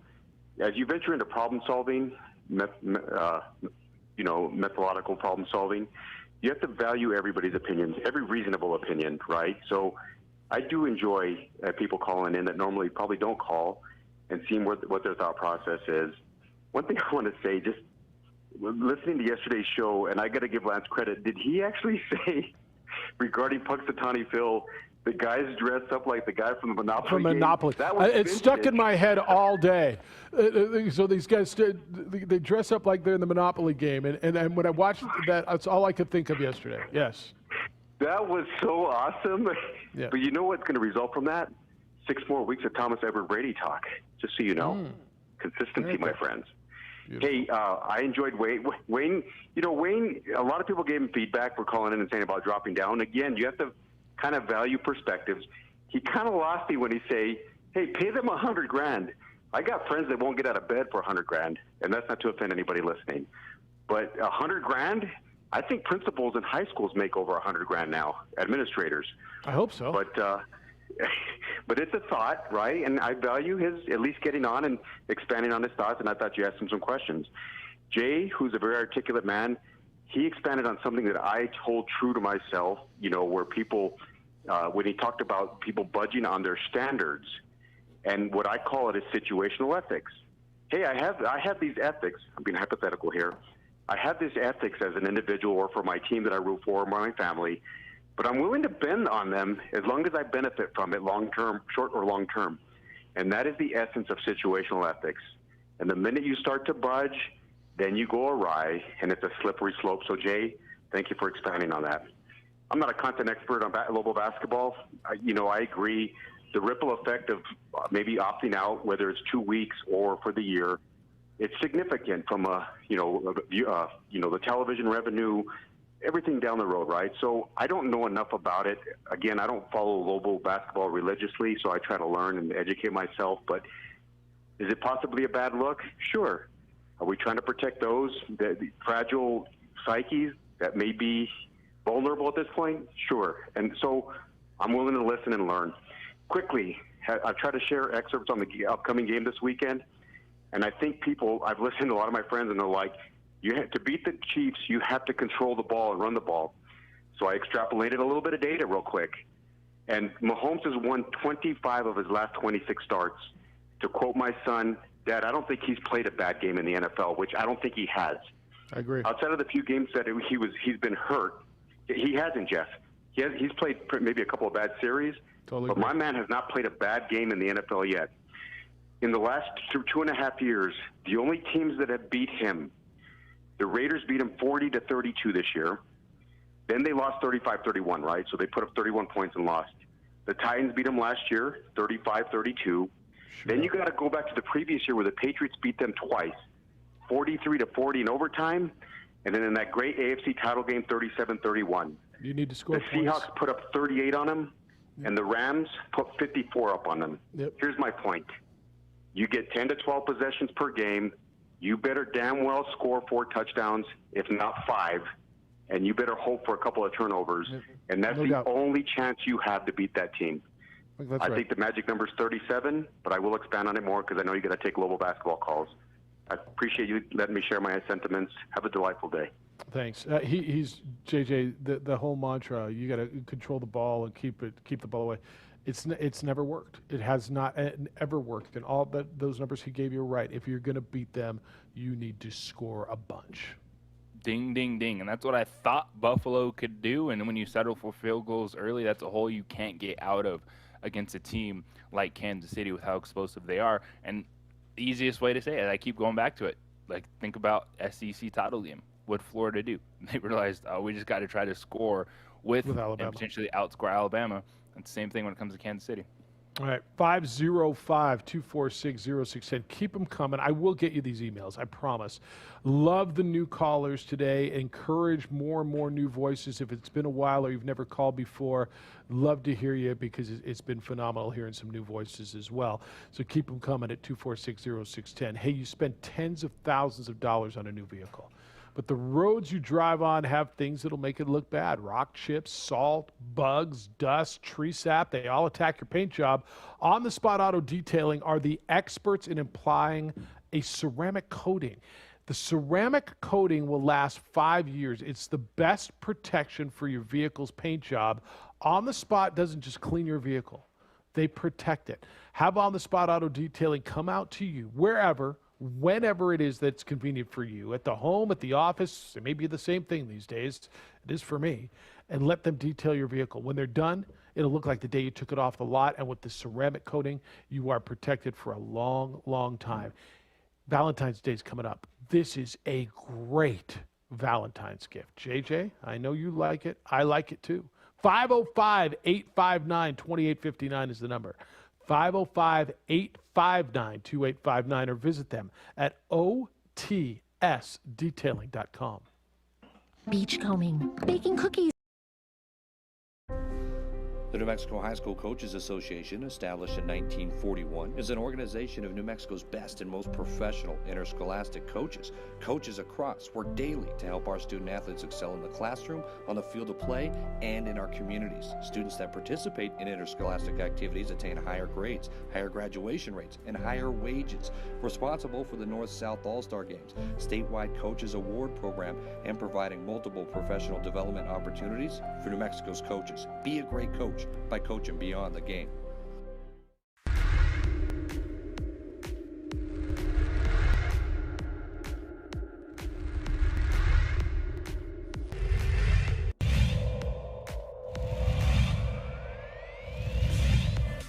I'll just get a little closer.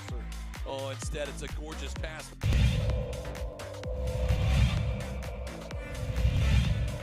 gonna just shoot it. He's going to go all the way. And he's gonna fire at the buzzer, and he hits.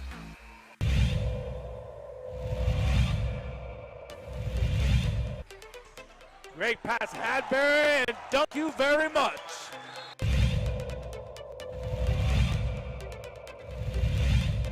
Tie in the district. Inside, fly, Eagles. Chavez uses some athleticism. And then Morris down low, able to finish. You called it, Steve, in 10 seconds. And look at this, stripped, stolen Watson. Christian Lucero beats the buzzer. Here's Ian Chavez, the sharpshooter. Got it. Couldn't have said that any better. He answered the question. He On got a another one. steal at the buzzer. Back to back for Chavez. To the paint. Medina from the volleyball lines. Medina wants another one from deep. Oh, he wants 10. Give him 10.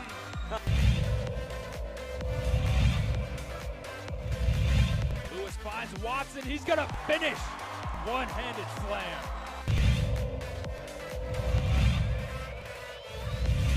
Cano Vista, but just all the different scenarios we could see potentially play out ahead of the state tournament.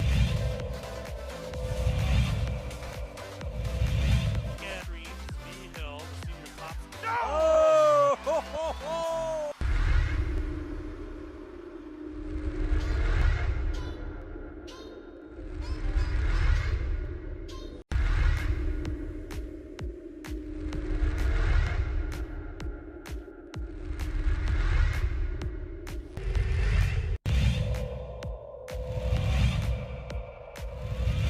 Let's play it over to Madrid. Plays it across the box off the dasher. It's settled. Shot on by Garcia. Trickles in. Goal.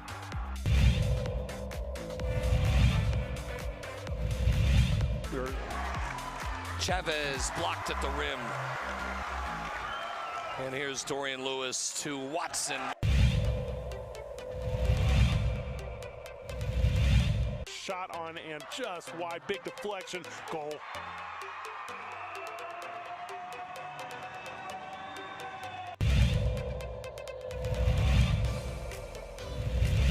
Over this first field goal. Look at that.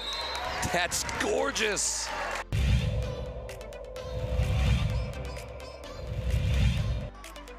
Not a game you can go have 25 turnovers in and win. Get that out of here, Watson says. Here comes Hodnett all the way. He's blocked in return.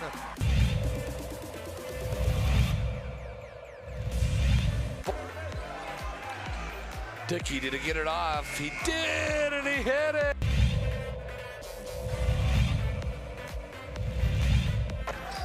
They're really...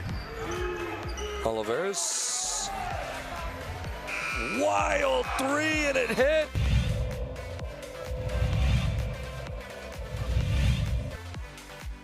Another steal nearly by Hiron. It is a steal. Avalos ahead to Hiron. The two-hand hammer by Hiron. I knew he was going to put that one down.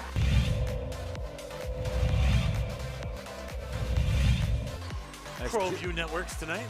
District matchup there. Davidson took it away in transition. Might be time for a jam. Yes. Oh!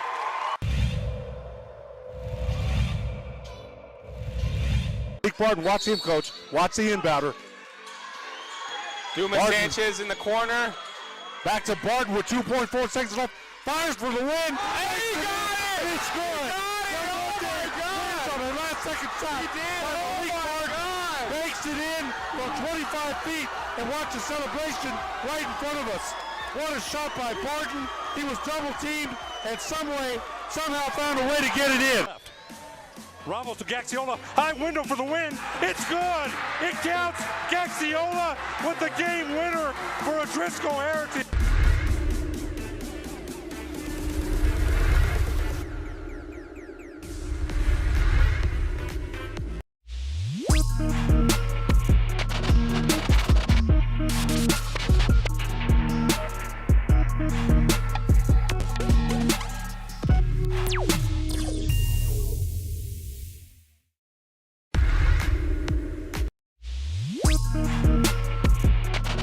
please in amongst your phone calls. Two lines open at 246-0610. Carl says, Lobo basketball troubles. Jeff, when Weir took over, you had a bunch of guys that had been beaten down by Coach Neal, so they were happy for any scraps they were thrown. They wanted to play. This season, you have guys that are used to being pampered, and they're having trouble making the adjustment when conditions are not perfect. It's an interesting take. Who's used to being pampered on this roster, by the way? Because that is straight going down the line of these guys are soft and they're quitting.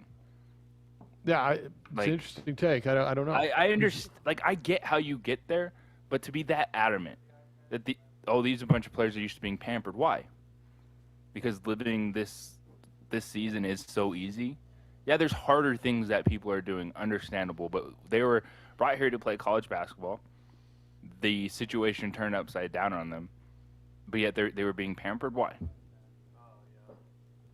Carl, please, welcome to elaborate. I don't know. All right, Sean, good morning. I know what you're thinking. You're thinking Adam Gase to the Lobos and Paul Weir to the Jets. Is that right? Something like that. But that's back to JJ's point. This season has been ridiculous for any sports team that's tried to compete. So what does a team need when everything is a moving part? You need continuity. The guy's done the best that he can. I know we're a little desensitized to the pandemic at this point, but we're still monopolizing people's health. And it's young adults, kids' health. Yep. Yes. So, yeah, I feel for the guy. He's trying to take care of his players, and he's being vilified for it. Yeah, I don't know what the right way to do this is for Paul. I don't know how you win if you're Paul in this situation. You've got to be decisive. You've got to make decisions. You've got to lead. But it's imperfect, and I'm going to guess every student athlete and every coach, for that matter, in that traveling party is dealing with it in a different way. And to JJ's point, I don't care if you're a young man from across the globe who's dealing with this traveling from hotel to hotel, or you're a coach who's got a family at home. Everybody's dealing with it. If it costs the guy his job, it sets a precedent that your player's health doesn't matter. Well, I don't know that's it. I think there's a lot more to it, right? How's he handling it? What's the direction of the program? What's the status of the program right now? The stability of it. I think there's got to be more than just wins and losses to this, and I think there will be. Do you think any coach doesn't want to be with his team and competing? That's why he's there in the first place. That's probably right. But yep. I appreciate the love between Lance and Edward. It's a beautiful thing to see. It's cute. It's made my week a lot happier. I appreciate you, gentlemen. Have a good one. That's the best I can do for Lobo basketball. No, you're good, Sean. You're good. Thank you. Appreciate you, gentlemen. You have a good one. See you. Francisco, you're up next on the Quan's Auto Care Hotline. Hello, Francisco. Hey, morning, guys. Real quick. Did Edward say my Mahomes? Because if I can remember the past 20 years, he's been on Brady's jock. But anyway. I don't know if he said that. He did say my Mahomes. my man. Oh, he did say my man. He did say my man. My yes. man. My man. That's yeah. right. My man. He's playing your old man. So what's it going to be? Your old man or your new man? That's cute. Anyway, the whole Lobo deal, it's discouraging. At the very least, it shows a very unstable program. From what I've heard from Jeff Grammer, seems the coaches have been having as hard a time or even harder than the players. Yeah. But as one thing, as a leader, you need to show them that they can get through it. You need to be the guy they look to. So I hate to say it, but it kind of appears that it seems that Paul is just not able to handle the situation, and it's a tough one. We've all been living through it.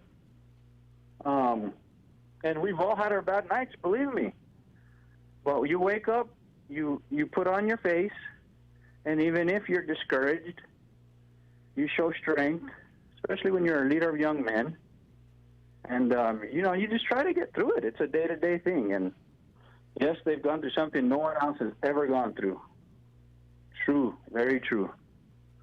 But just to say we're going to cancel this or cancel that, there's more to it than just that. You're not just some, it's important that you fulfill these obligations of the schedules, basically what I'm saying. Very important. Got it. Yeah, I got Not it. only All right, for man. the school, the college, the kids, everybody, the conference. So, I'm There's a lot of hoping moving they parts. bounce back. I'm hoping they bounce back. Francisco, thank you. JJ, let me ask you this. I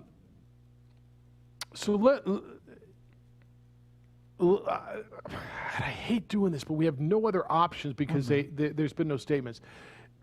What if it's the coaches? What if it's Paul who's really struggling with the mental health piece of this? I would tell you that's okay. Let's get into it after the break because we're at the top of the hour. But I'm going to ask you kind of if it's Paul that's really struggling with it or the coaches staff more so than even the players. How do you handle that? Do you still shut her down? Because I would tell you, Paul's important too, man. The student athletes are important. They all are. They're all human beings you got to worry about. But speculation, and that's where Francisco went. He says he thinks the players seem to be all right or relatively all right. That it feels like it's the coach who's not being able to get through this very well. If that's the case, how do you feel about that? And again, speculation because that hasn't even been a statement yet. It's the opening drive on 95.9 FM and AM 670 Sports Animal. I'm already looking. NFL Network, yeah, on the web.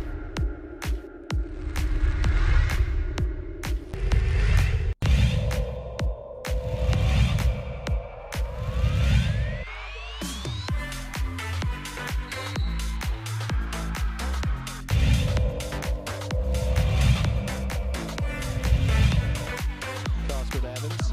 Evans has that ball stolen. Jeremy Segura. Forward dribble, spin cycle, up and under move. What a pass, wrap around pass. Harris, Legate, the long bomb, 3 ball.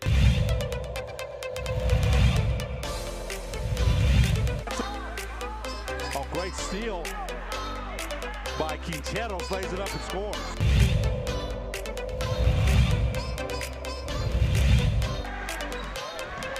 A little jump step in the... And look out, here comes Agbayosi. Crawford set.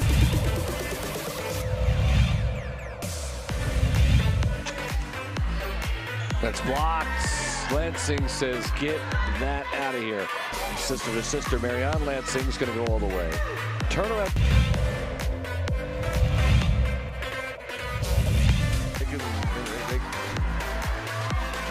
Ramos, pump fake, everyone bites. Ramos hits.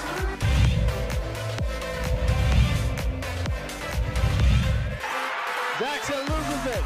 Jalen Bond back. LAU. Put it down. Dunkalicious. How about it?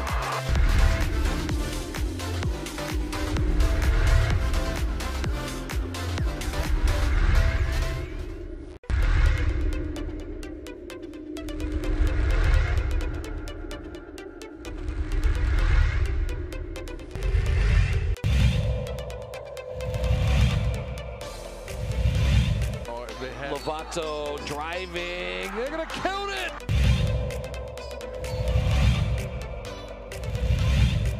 Gallegos. Ooh, a little spin and a finish. Here's Natalia Chavez. Good spin. Takes it.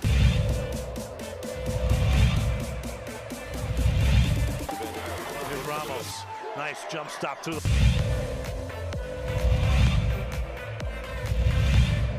Maybe gambling a little bit. Oh, there's a.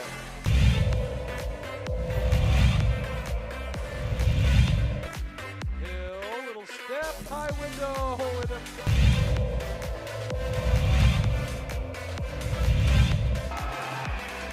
Got the second. To the middle. Here we go. 3.9. It's Cooper's going to run with it. Cooper's going to swing it out to Lowry. Lowry. Portillo couldn't get it off. And Clovis goes in. It's waved off. He did not get it off in time. Portillo.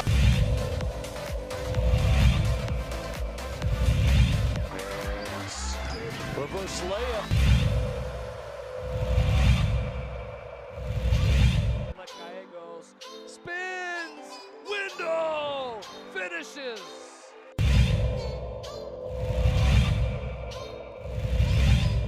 run coming from Lazy pass. Here comes Crawford. It might be showtime. Sam.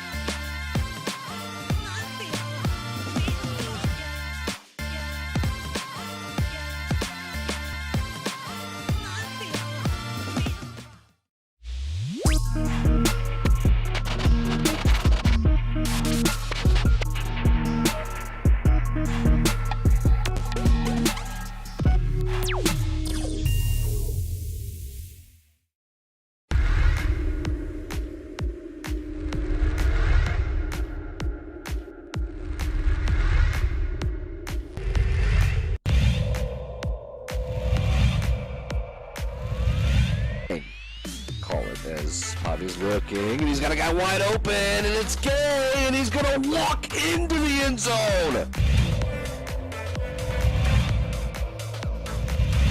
But he did a good job with it. First and goal, it's Chavez to the middle, and Chavez stops. And Stevens in motion. On the handoff to Mitchell. Look out! Oh, see you later. Take it to the house. Fly, Cardinals fly. To the other side, provides some protection.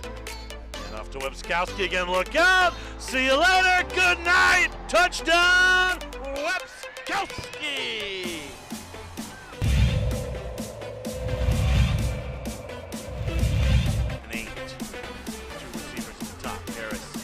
All day. He's going to fire to the end zone. Open man! Touchdown! Wildcat! Not a defender inside. A little bit. Kowski on the sideline! Hasta mañana! He's off to the races! Touchdown, Clovis!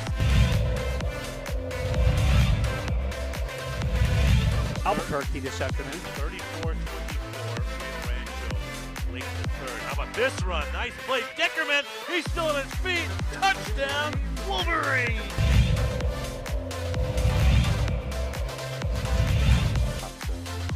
Exactly what they want to get yards. He's going to go for it. He's got a guy towards the end zone. It's grabbed. Touchdown. What a play. And long here for the Storm. Handoff to, we're going to fake the handoff, excuse me. Davidson on the deep ball. He's got some space, and it's caught. Still on his feet. Touchdown, Storm. Wow. Santa Maria.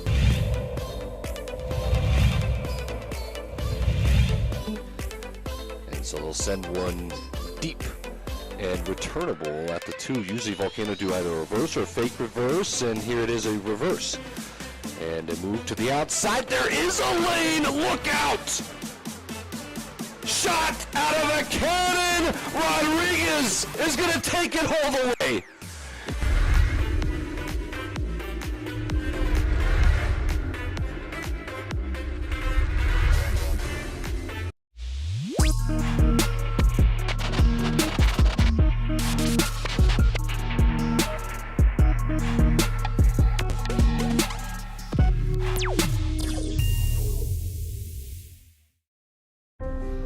The New Mexico High School Coaches Association, established in 1941, is an organization of New Mexico's best and most professional interscholastic coaches. Coaches across work daily to help our student athletes excel in the classroom, on the field of play, and in our communities. Students that participate in interscholastic activities attain higher grades, higher graduation rates, and higher wages.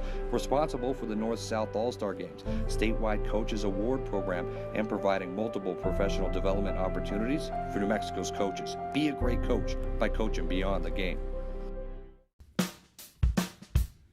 Well, I'm going to the frontier, walk to the cashier, order up a root beer and a number one. Cover it with green stuff, one scoop is not enough. Find a booth is real tough, back by the Duke. Meet my family, meet my friends in the quirkiest restaurant I have ever been. All of Albuquerque's favorite spot, it's the Frontier Restaurant. The Frontier Restaurant is a proud supporter of ProView Sports Network.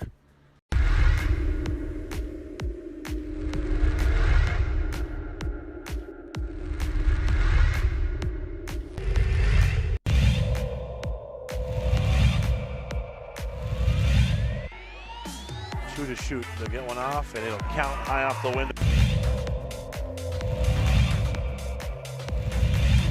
Oh my gosh. There's a long three. Boom. Bang.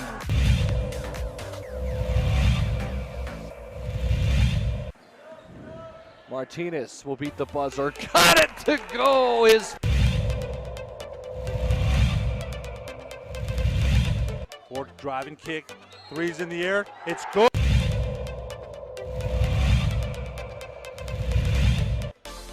Nice pass on the nice block by Hernandez Crawford.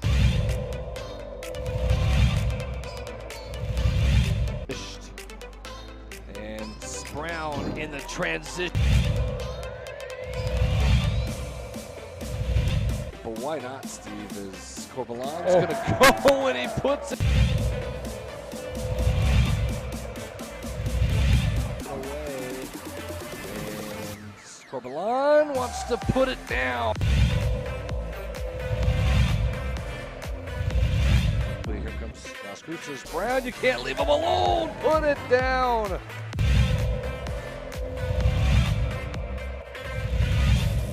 Gershon in transitions, 3-on-2. Gershon gonna go all the way. Whoa, Morgan!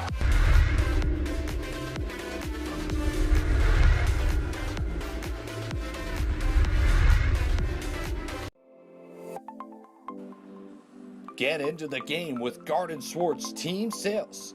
They have everything you need, from screen printing, embroidery, and digital printing services, high school letterman jackets, and all high school and club uniforms, and individual and team apparel with the most reliable brands like Speedline, Rollins, and Wilson. And don't forget to check out the latest F7 Shut helmet. It's all at Garden Swartz Team Sales. Give them a call, 505-884-1234. Garden Swartz Team Sales.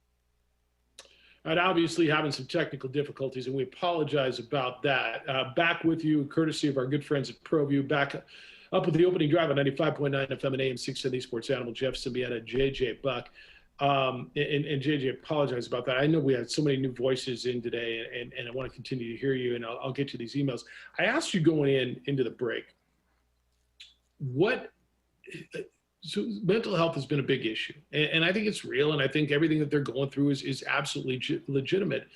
And there's speculation, and that's all there is speculation, because there's been no comment from UNM basketball. But if it's the coaching staff, if it's Paul who's really struggling with this, more so maybe than even the players, I would tell you I think that's okay. He's a human being too. How do you handle that? Do you say maybe the coach steps away and let the assistants coach and let them play basketball, or because we're hearing whispers, and it was in Jeff's story, and I've heard that the players are being encouraged to opt out and cite mental health. I don't know where the truth lies. None of us do, because nobody said anything. But again, going down the speculation train, because that's all we have. If that's the case, what do? Do you shut down, take the week off? Because if the coach is gotten to this point, how do you handle it? Right. If it's a situation with the coach, I think it's fair to have that person step away, take a pause. We've seen it happen before with health-related issues, and struggling mentally is that same thing. And it's worthy to take a pause if you need it. And I think it's very challenging for people to then hear potentially that players were talked into opting out and then citing other reasons. And that's why I go back to, Carl's email. And that's the one thing that strikes a nerve with me. Like, I'm not there yet. I don't want to hear people questioning the toughness of these student athletes, because until we know anything, yes, it's speculation, but still on my list of things to speculate about, that's at the very bottom. Because I think what these kids have gone through, what they've shown, what they've dealt with, the furthest thing from my mind is going to say, oh, they're just here because they're used to being pampered. And no, they're just used to being regular student athletes. And yeah, they aren't getting that this year, but I'm not anywhere near that. And that's just the nerve with me, is straight going to questioning the character or the toughness of these players right now. James sent me an email. He says, can we talk about the Phillies, Jeff? So Bradbury complained that they weren't ready to play Boise in December. Remember back when they were supposed to play conference games early in December before they could practice. He says now they don't have to play the Broncos, one of the best Mountain West clubs at all, WTH. So those games have not been rescheduled. The Boise State, they're not using that last week to reschedule New Mexico, Boise State. Boise State wasn't on the schedule for the women. Now guess what? They get to play the best team, which is Colorado State, coming up, because Boise State actually got swept by Colorado State, so they're not avoiding Boise and Fresno State and Colorado State. But yes, it was challenging, and it went hand in hand with what happened with the men. Just not starting their season and then going right into conference play was why the Boise series were rescheduled. Right. All right. Sid said my phone was blowing up yesterday, Mr. Siembieda. The closest thing I can compare with was when all the athletic players quit before the last game of the 1976 season. So we're going back in the day, citing racism and lack of respect, et cetera. They said they wouldn't return unless Coach Norm Ellenberger and assistant John Wisnett were fired. The administration stood behind Norm and told the players, see ya. So Lobo basketball took the court with two remaining starters, a handful of bench players and walk-ons.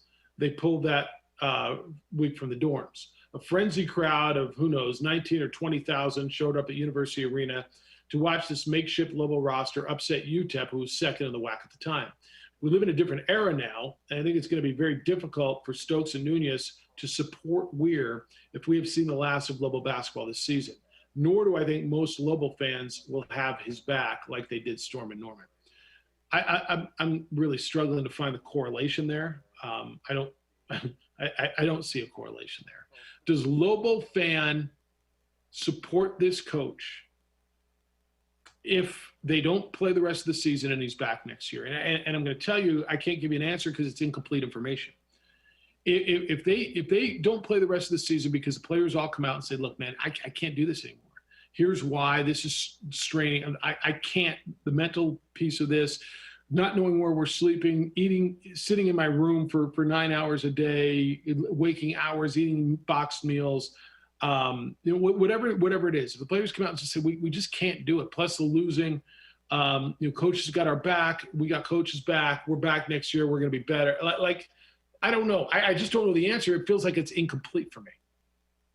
It is incomplete, which is why we've been going all the different directions today. And you just need some clarity. And until then, it's going to be tough. But ultimately, I'm going to give the players the benefit of the doubt at this moment, because everything that we've seen, we've heard in the limited time that we've got to talk to the players, is they haven't been making any excuses. Yeah, they've been struggling, but they've been showing up. And at least when you watch this team the last 2 weeks, the one thing you can say, they lost to San Jose State and that the effort became a question, but they've been playing hard.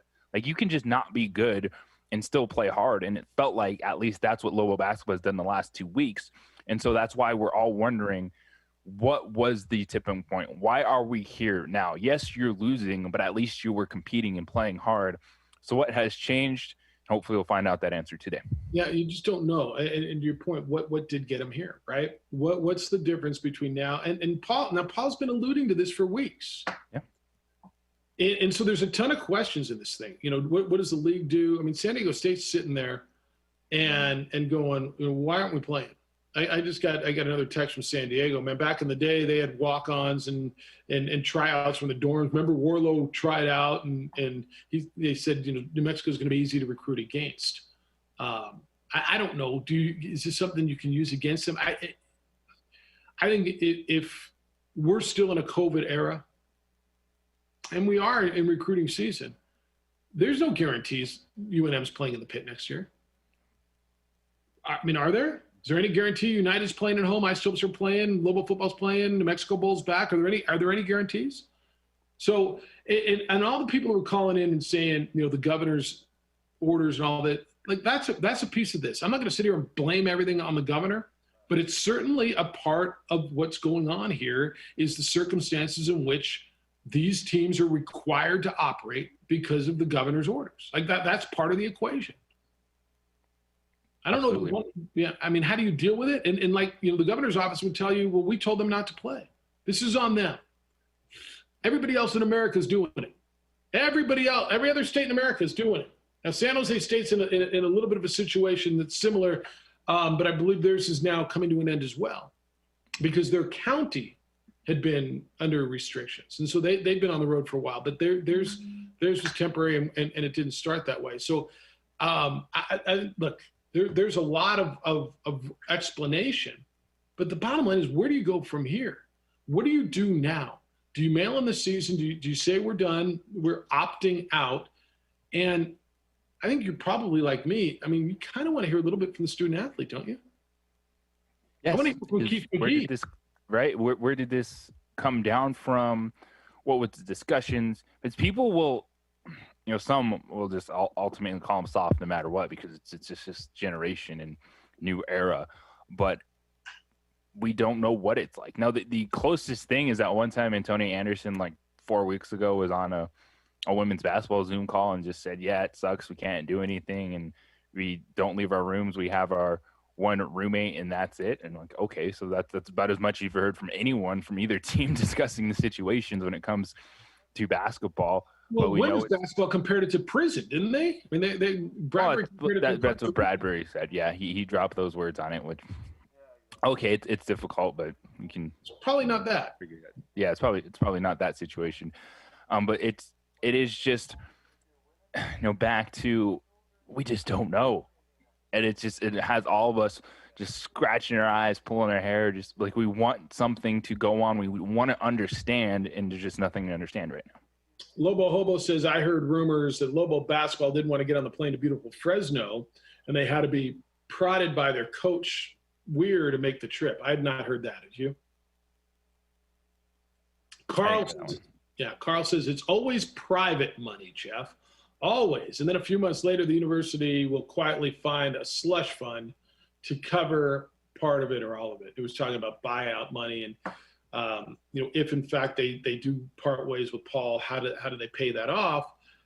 And, you know, would there be private money? And you know, we're going to get into this. Oh, I can't believe they paid a guy, you know, that whole conversation again, where if you have a contract and they let you go at your job, you're going to expect to get paid off for the rest of it. That's just how this goes. Opting out, says Gene. No, I already read you that one. All right. Gene wants to reply to Wayne. Wayne is the gentleman who called in earlier and suggested that UNM drop down to Division II in sports. And somehow that would make them competitive and the pit would be full because they would be winning. And so 15,000 people will come see the Lobos play out of state and South Dakota School of Mines and the RMAC because somehow they'd be winning. He says, Jeff, you see the empty seats at University Stadium when they play Southern and Abilene Christian. There's your answer. Maybe, yeah, yes, yes is right. That's what I think league. You go to Division II, and that's what your places will look like when you play everybody. Yes, that's the same. We quit, we give up, don't care anymore. You know, and maybe Wayne would rather do that, and Wayne would go and not, maybe there is a handful of people. No way do I believe that's what the majority of people want. No way. This is from John. He says, morning. Well, I don't think dropping a division is an option. Just a few years ago, we were ruling this conference. The argument of not being able to play and practice at home would hold water if the Lobos were competitive and playing within 12 or less points and winning a couple more games. But getting blown out and coaches encouraging players to opt out does not support that. This has been a train wreck in the making the last 3 years. I thought he should have been let go after last year in those issues. Bottom line is it's time to clean house. So let me tell you this. I don't believe in this year, and I'm going to guess this is where Eddie is with Paul, and I don't know this. You do not fire the coach based on wins and losses this year. Now, I know many of you will disagree with that, right? But I think because this is such a extraordinary circumstance, yes, everybody's dealing with COVID, as Rudy told me. San Diego State's dealing with COVID in a different way than New Mexico is. Nevada's dealing with COVID. Colorado State, Boise State are all living on campus, or going to school, living at home, practicing in their gyms. We've gone down this. So I would tell you that if I'm the athletic director, I'm not making a decision solely on wins and losses. But I would want to see something. Tell me why next year. Tell me why next year we are going to be back to the standard that I expect, that our fan base expects, that this program is pointing in the right direction. Tell me, show me. And that's how I would evaluate this program. I agree with that sentiment. It's one that everyone else, yeah, you're focused on wins and losses. It still is a results-oriented business, but you have to be fair in regards to the circumstances that these teams are facing, and especially for a squad, Lobo basketball, that was going to struggle, needed every opportunity to practice and develop. So is the answer, you know what, we just have to start over again because this was supposed to be the restart year, but then, well, next year has to be because of all the circumstances, and that's a hard sell to the fan base to forget everything that's happened, because people can think this through. And we've had a lot of good calls, a lot of good opinions on this topic, because all of us are trying to figure out which way to lean, but it still comes back to, as diehard of a fan as anyone can say they are, what are they supporting? At what point do they just lose belief in the coach regardless of the circumstances? Freddie says this opt-out is not good for the foundation of Lobo basketball. On the surface, he says it feels like a mutiny, an insurrection. Did they just not want to lose by 40 twice this week? Are they just tired of traveling? I personally don't like Lubbock either, LOL. Bottom line, the program is not in good shape. And yes, I feel there will be mass exodus when the season's over. The fingers will start pointing. It'll be the coach. It'll be the governor. In the end, I feel sorry for the kids.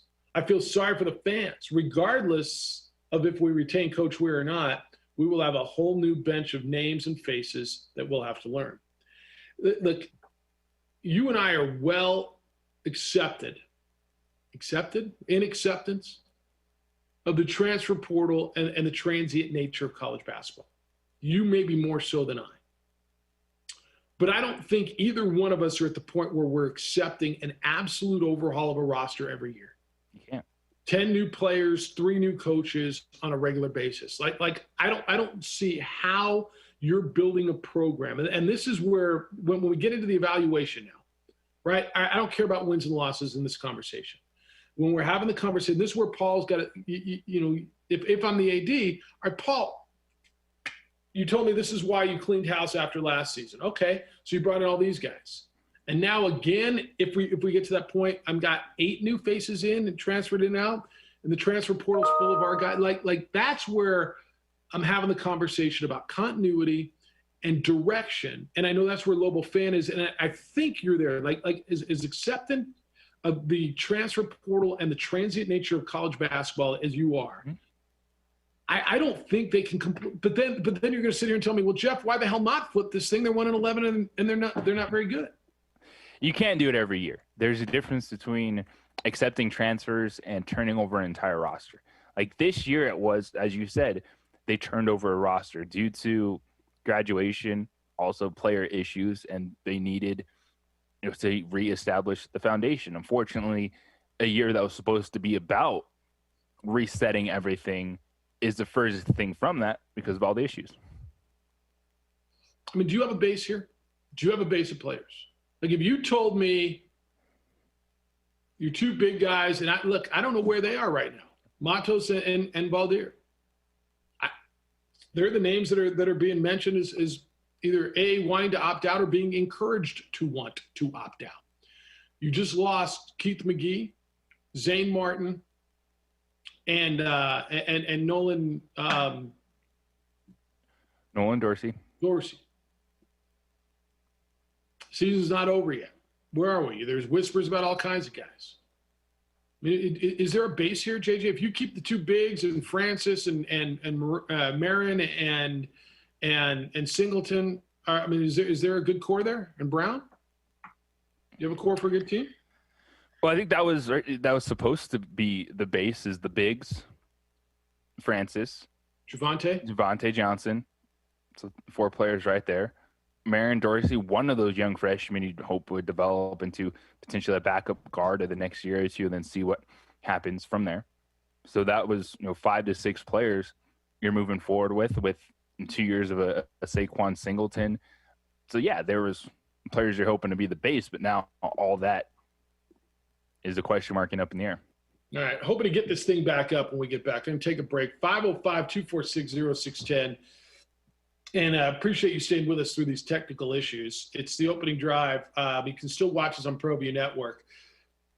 Emails are coming in, jeff@610knml.com and or jj@610knml.com. Hey, who's watching your home?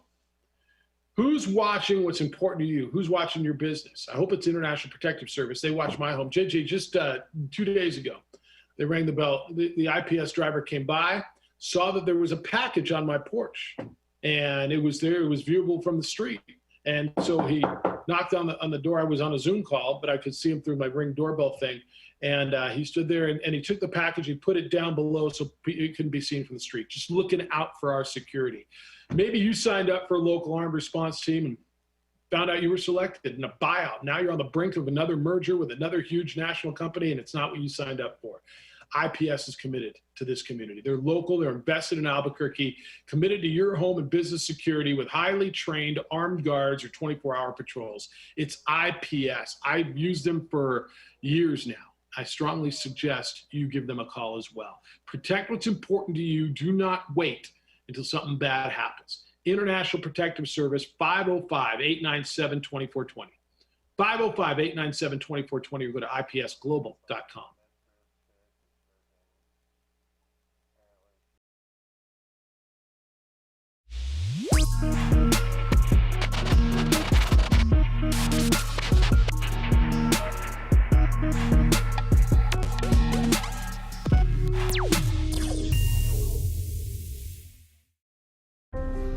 The New Mexico High School Coaches Association, established in 1941, is an organization of New Mexico's best and most professional interscholastic coaches. Coaches across work daily to help our student athletes excel in the classroom, on the field of play, and in our communities. Students that participate in interscholastic activities attain higher grades, higher graduation rates, and higher wages. Responsible for the North-South All-Star Games, statewide Coaches Award Program, and providing multiple professional development opportunities for New Mexico's coaches. Be a great coach by coaching beyond the game. Well, I'm going to the frontier, walk up to the cashier, order up a root beer and a number 1. Cover it with green stuff, 1 scoop is not enough. Find a booth is real tough, backed by the Duke. Meet my family, meet my friends in the quirkiest restaurant I have ever been. All of Albuquerque's favorite spot. It's the Frontier Restaurant. The Frontier Restaurant is a proud supporter of ProView Sports Network.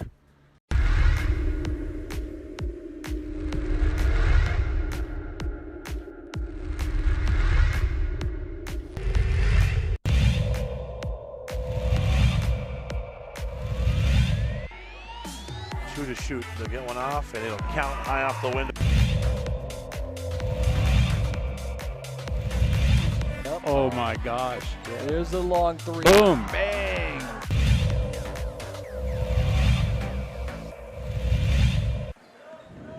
Martinez will beat the buzzer. Got it to go.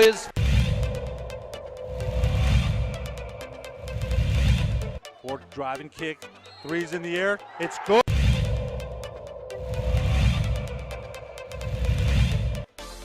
Nice pass on the nice block by Hernandez Cropper.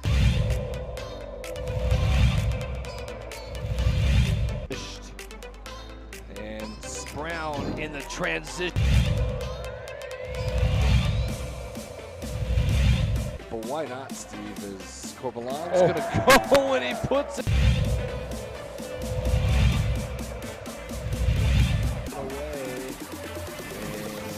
Corbalon wants to put it down.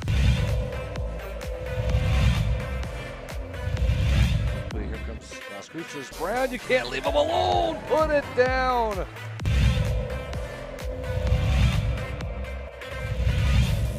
Gershon in transition. 3-on-2. Gershon going to go all the way. Whoa, Morgan.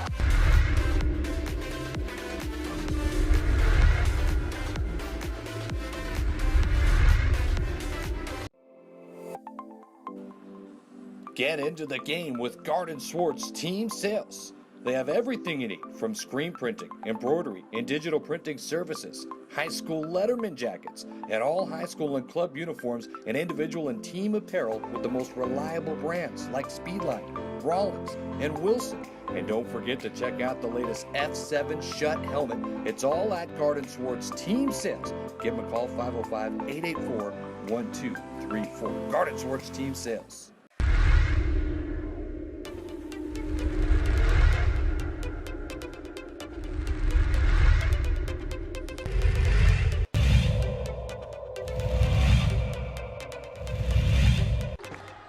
Ramos, rise and fire. He's fouled. You know, he used to coach for Del Norte. And here's Voss all the way with the finish. He'll get the... Behind the back of the dribble. Trying to go up with the right hand. He changed hands in midair. And Hotnet sent it away.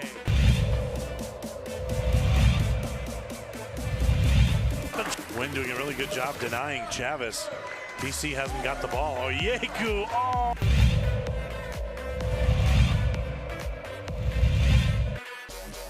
Working against Watson. Oh, look at the spin move.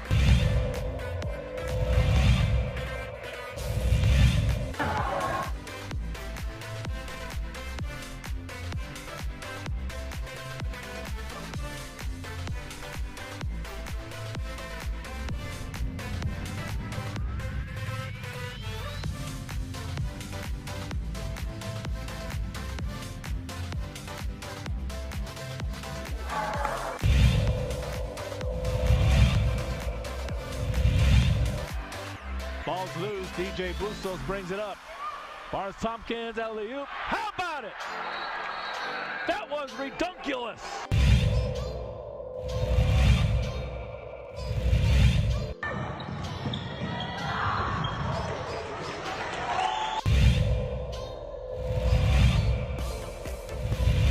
Turnover. Cable to the big fella might try to jam on home.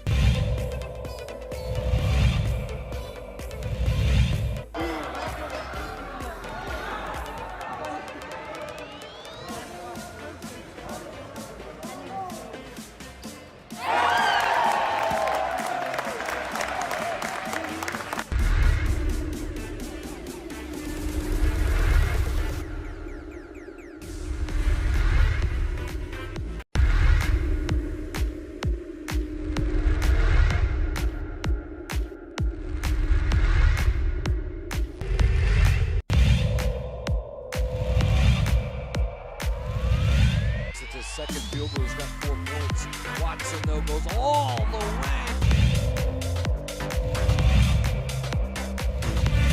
Hit the deck, I should say. Cordova tried to throw it off Romero. A 3 for...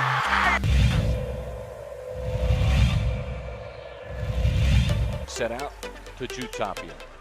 Nice move behind his back. It's a good...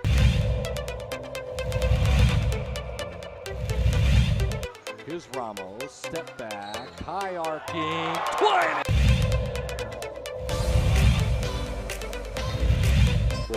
All right, we are back up full strength, and apologize for the technical difficulties. If you were trying to get in earlier, we're open for you now at 505-246-0610. Thanks to ProView Networks, we were able to stay on the air during our issues. You can still watch the show over there on our Facebook page, the OD in the AM. JJ Gopher sent me this. It said silent running. Jeff, these governmental entities have offices full of mouthpieces now. So the surprising thing to me is we have not heard a word since the story broke at noon. Nothing from the governor's office, nothing from university administration or Lobo Athletics. If it had been good news, like some sort of award, you'd have an army of mouthpieces out patting themselves on the back. True.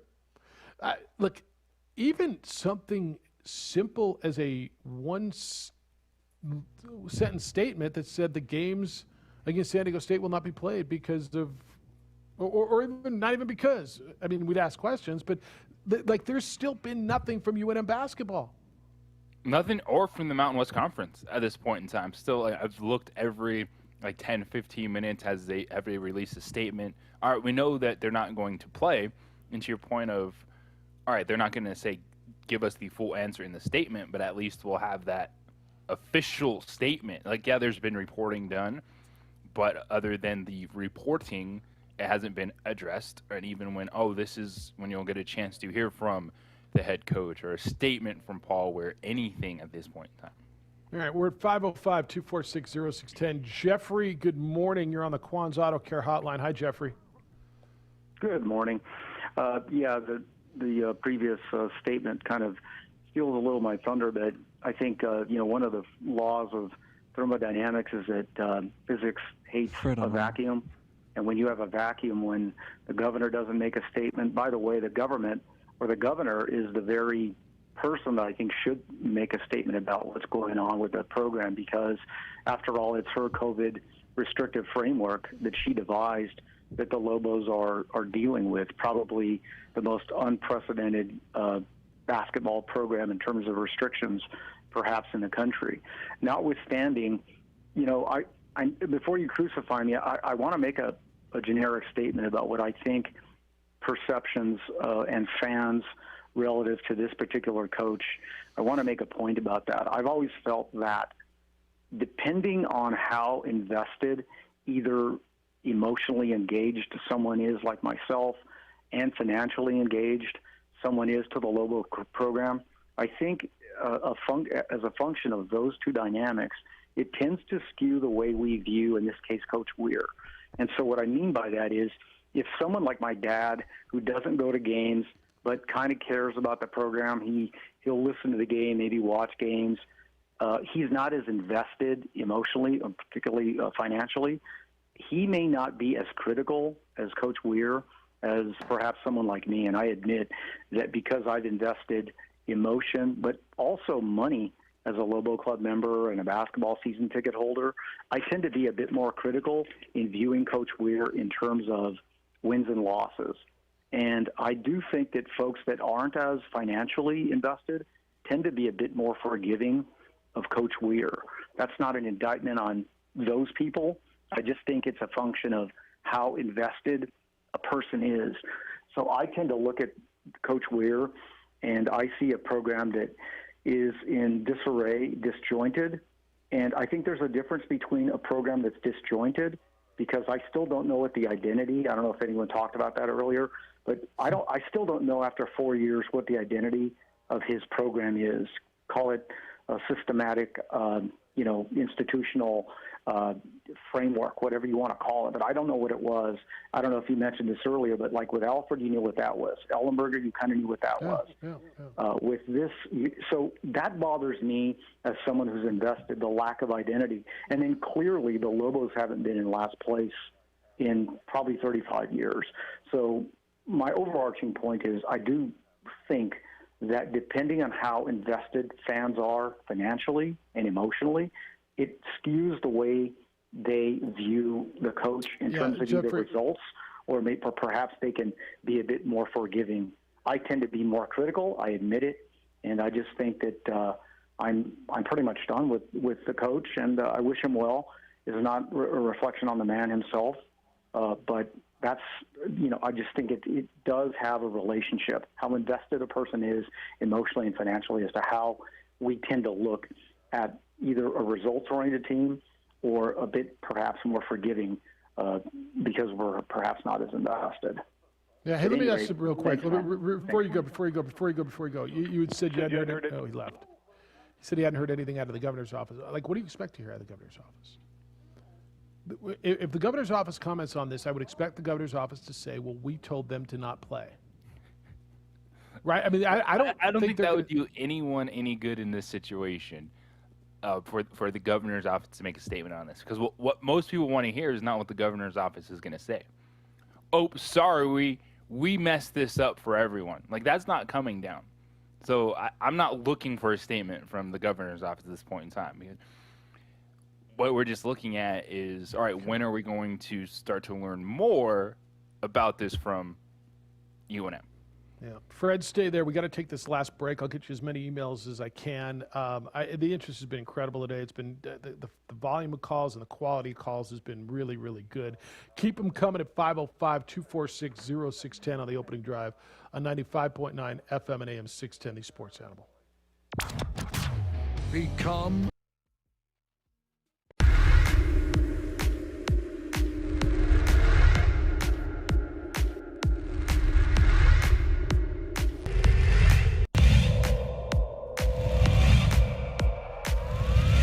It's his second field goal. He's got 4 points. Watson, though, goes all the way.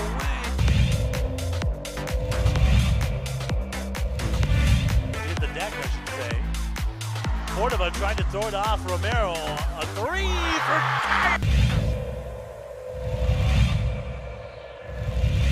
Set out to Jutapia. Nice move behind his back. It's a good.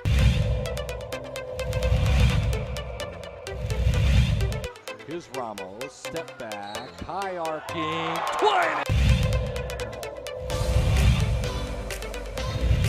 But he needed to get his legs back under him. Ooh, a little kick.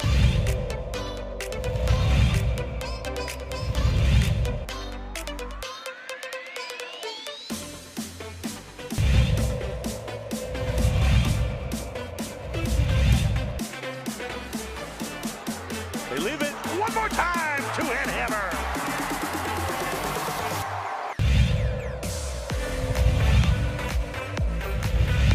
Look at this, they're going to go score again. Look at this. Up top. Yes, and the finish for Akbayosi.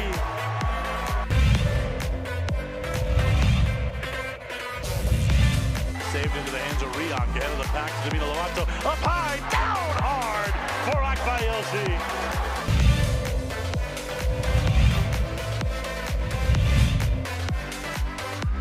Out of the corner, Casals, the 3-0, Katenge! Let me clean up the mess! He dropped out of the rafters for that one, Steve.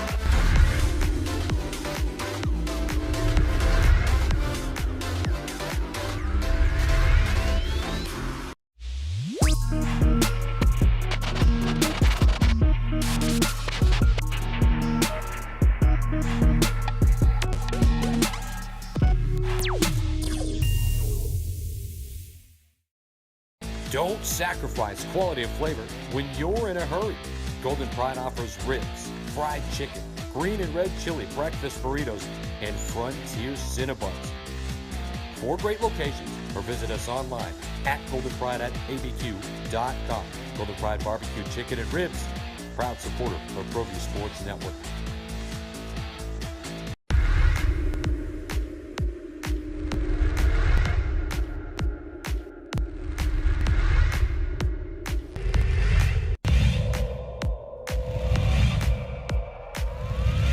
To create space, he gives it off to Rivas for the 3 and he buries it.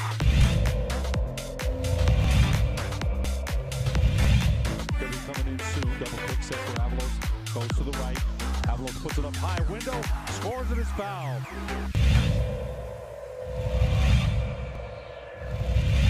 Right here by Lewis all the way, coast to coast, and finish.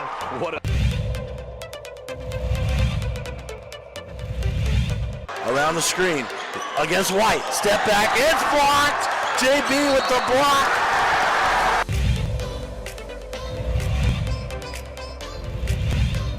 In transition, ahead to hit on for the 2-hand hammer. Minutes to go. They've got a shot.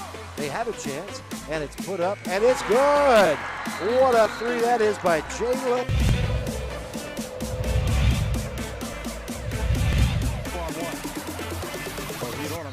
Hito puts it up.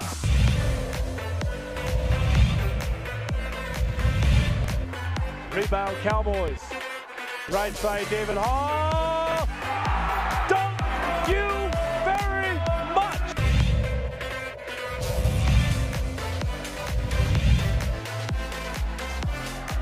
Here come the Cowboys. Domina Lovato lays it up. Missed it. Hey, how about it? Dunk you, Luscious. Thank you very much, Raquan Mitchell. Clock at 6. They get it. Barnes Tompkins fires. Yes! Pass up court. This for the win. Blocked by DJ Bustos. Cowboys win. Cowboys win.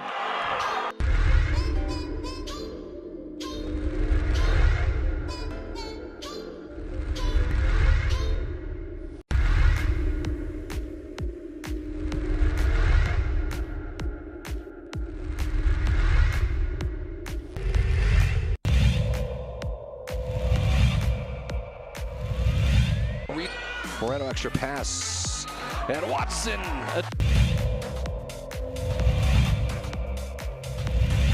Out with it, Gallegos, and he's going to run all the way. Window, yes! Able to get out of it. How did he find Battle? It's to Cunningham, and it... I mean, Ramos' hand. And Ramos puts it up, beats the buzzer!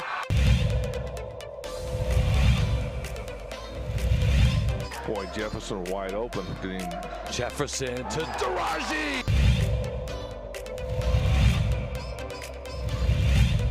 Into Watson with the jam!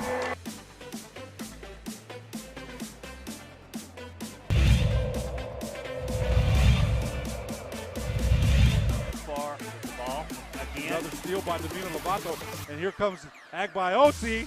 Lob, two-hand hammer. You knew that was coming.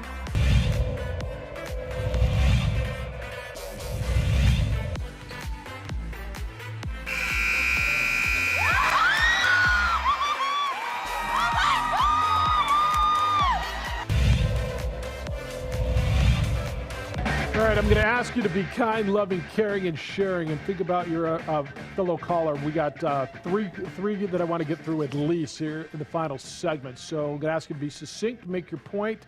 Fred, I know you can do that. Good morning, Fred. You're on the Quan's Auto Care Hotline. How you living? Hey, guys. Hey, no one said anything about when Krzyzewski canceled all their non-conference games toward the end of the non-conference season. He just said, I'm not going to play. This is too much for the kids. I'm canceling. And I think he canceled 4 or 5 games. But Ware canceled one game, and we're speculating on why. And so I think we need to wait and hear from Ware before we start saying things about it. Duke's 7-6, Kentucky's 5-10, Arizona State 6-8. When have you heard of North Carolina, Kentucky, and Duke not being in the top but 25? here's the difference, Fred. Here's the difference. Krzyzewski came out and said what's going on and why. And the reason people are speculating is because there's not been a word out of UNM. And so Krzyzewski went out and explained what's going on, and people accepted it. And for every Duke and Kansas and Kentucky, there's a Gonzaga and a Baylor and a Boise State. And like some people are having good seasons too. Well, another guy we haven't mentioned, too, that Ware lost is Jackson, too. He left us along with Zane Martin. And I don't know if Jackson's happy because he's last night he played 2 minutes. He was 0 for 1 and averaging about 4 points a game. And so that's another guy that we lost. But I still blame the governor. I really do. I don't know if you want to answer this, Jeff, or not, but when you had your New Mexico Bowl, did you ever talk to the governor? Not the governor directly, no. I've talked to people on her staff, but never to the governor directly. Yeah. The executive director of the New Mexico Bowl, and you had to move out of town, but she would never answer you or talk to you, or that's what I'm saying. The governor's got to be taking all this blame. I mean, sending New Mexico State now to Eastwood High School to play their games, and they scheduled 4 games, the girls, and 4 games for the boys, and I mean, it's just a mess. You can look at James on TV. God, he looks a mess. He just and then look at the women. I know you guys haven't even talked about the women. They're playing 10 games in 26 days, and they're playing double. They're back-to-back games twice. You guys ought to mention that, too, because this is ridiculous what the governor's doing, and I want to give somebody else another chance to talk about it, but this is crazy. Thank you, Fred. Ken, you're up next on the Quan's Auto Care Hotline. Hello, Ken. Yeah, so, what I'm going to say is just speculation that, we're not going to have a season and there's not enough players and, until something else comes out, that's all we can do is speculate. We all have it hard. And I understand what it's like to have, your daughter call you in college and say that she got COVID. And then her best friend gets it. And then her best friend's mom gets it and boyfriend, and he's in the hospital for 2.5 weeks. I understand quarantining in the house for 2.5 weeks. You can't move. You can't do anything because your youngest daughter came in contact with a friend at the house. So we have all gone through some form of discomfort, whatever you want to call it, what COVID has brought to us. So when you look at what we've all gone through, what has kept us together? And it's leadership. It's me as a dad saying, we're going to get through this. Yep. We're going to be able to persevere. So when you look at Lobo basketball, we're talking about kids playing basketball, which is very difficult in another state, all the time. I understand that. But it's basically you're playing basketball. And you're also doing it for 3.5 months. You're not doing it forever. You're not doing it for the rest of your life. We're asking you to do this for 3.5 months, 4 months. And that coaching staff, with all its experience, to me is a shame that they cannot navigate these times with these kids, with that staff, with the experience they have on that staff, the leadership. And also, if it can't be done, and maybe it can't be done, what the Lobos are doing, maybe it just physically can't be done, then that means New Mexico State is next. That means New Mexico State. What about the women? What about the women's team? Fold their tent as well. What about UNM women? If it can't. Well, and UNM women, exactly. It can't be done either. If they did fold their tents, the Lobo men's, and if they just can't do it because of what's the mentality the kids are having, then that means the women are next. That means New Mexico State is next. But that, in my opinion, is not what's happening. It's a lack of leadership. You can tell Ken, I those appreciate kids, it. look. Yeah, I want to get one more in, and Ken, and it's a great point, and I appreciate the call. A couple of things. I think each group and each individual is different, JJ. So this group can be handling it differently than another group. So I don't know that you can make a broad statement, it can or cannot be done. I think leadership's a big part of this. And again, at the beginning of this whole thing, it was, kids just want to play. They just want opportunity to do what they love, and now it's understanding how tough the circumstances are. I don't know if it's as cut and dry as Ken just said it was, because I think it can be different for that group as opposed to this group. I think that's fair. There are many different ways to handle what is going on right now. Yeah, I mean, look, leadership's a big deal. And it sucks that he had to tell his daughter that. All right, Chris, we got about a minute for you. Go ahead, Chris. I want to make sure you get in before we get out of here. Yeah, I just don't know. Nobody's talking about this, but if Paul Weir can't field a team, I would think that he could be fired for cause, because, I mean, if you're a coach and you can't field a team, get rid of him and not have a buyout. I mean, I don't know if that was even talked about or looked at, but if you're a coach and you can't field a team, you're not doing your job. And I think that's exactly what Weir's doing. He's got to get out there and get this team going. So is anybody mentioning that he could be cause fired has for been brought up. for not even Cause showing up? Yeah, cause has been brought up. And Chris, thank you for the call. JJ, I don't know that you could fire a guy for cause if his players are dealing with mental issues, right? Now, can you find cause of lack of leader? Look, speculation. But I've heard many people tell me, well, there's got to be cause in here somewhere. All right, find the cause if that's the case, if that's the road we go down. I don't know. I feel like we're incomplete today, JJ. I feel like we lost a whole segment or something. I feel like we handled it as well as we could have, thanks to the internet. All right. Thank you to ProView Networks. And Alden, thanks for keeping us on the air when we had our issues. Micah, good hustle today. Great content today. Hope you all come back tomorrow. Great new voices, new blood. Like, it sucks that it takes an issue and a crisis to bring it out, but I'm glad you were there. Jim Rome Show is next, Dan Patrick after that. Sports Bar at 3. JJ takes the air with Lobo women's basketball at 6:30 against San Diego State. JJ, have a great call today. Have a day, y'all. We're back tomorrow morning, award-winning radio at 7 a.m. Be good to each other, please. Be kind, loving, caring, and sharing. See you tomorrow.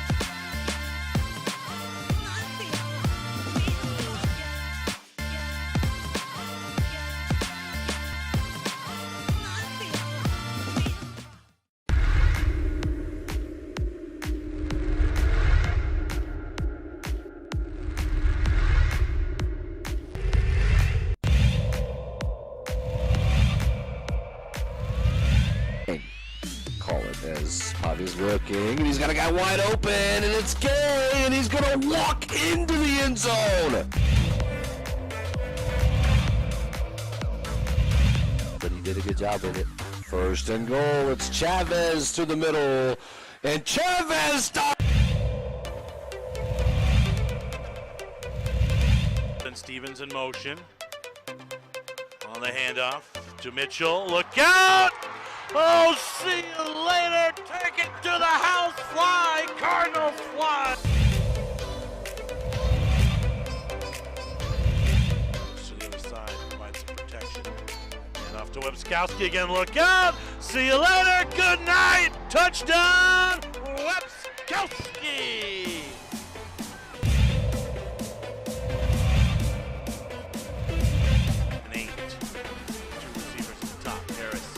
All day. He's going to fire to the end zone. Open man! Touchdown! Wildcat! Not a defender inside. A little bit. Kowski on the sideline! Hasta mañana! He's off to the races! Touchdown! Clovis! Albuquerque this afternoon. 34-24. Rancho late in the third. How about this run? Nice play. Dickerman, he's still on his feet. Touchdown, Wolverine.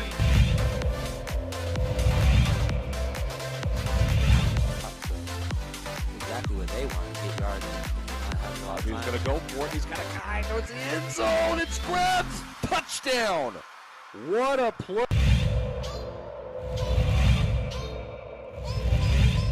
And long here for the Storm.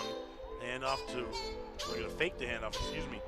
Davidson on the deep ball. He's got some space, and it's caught. Still on his feet. Touchdown, Storm. Wow. Santa Maria.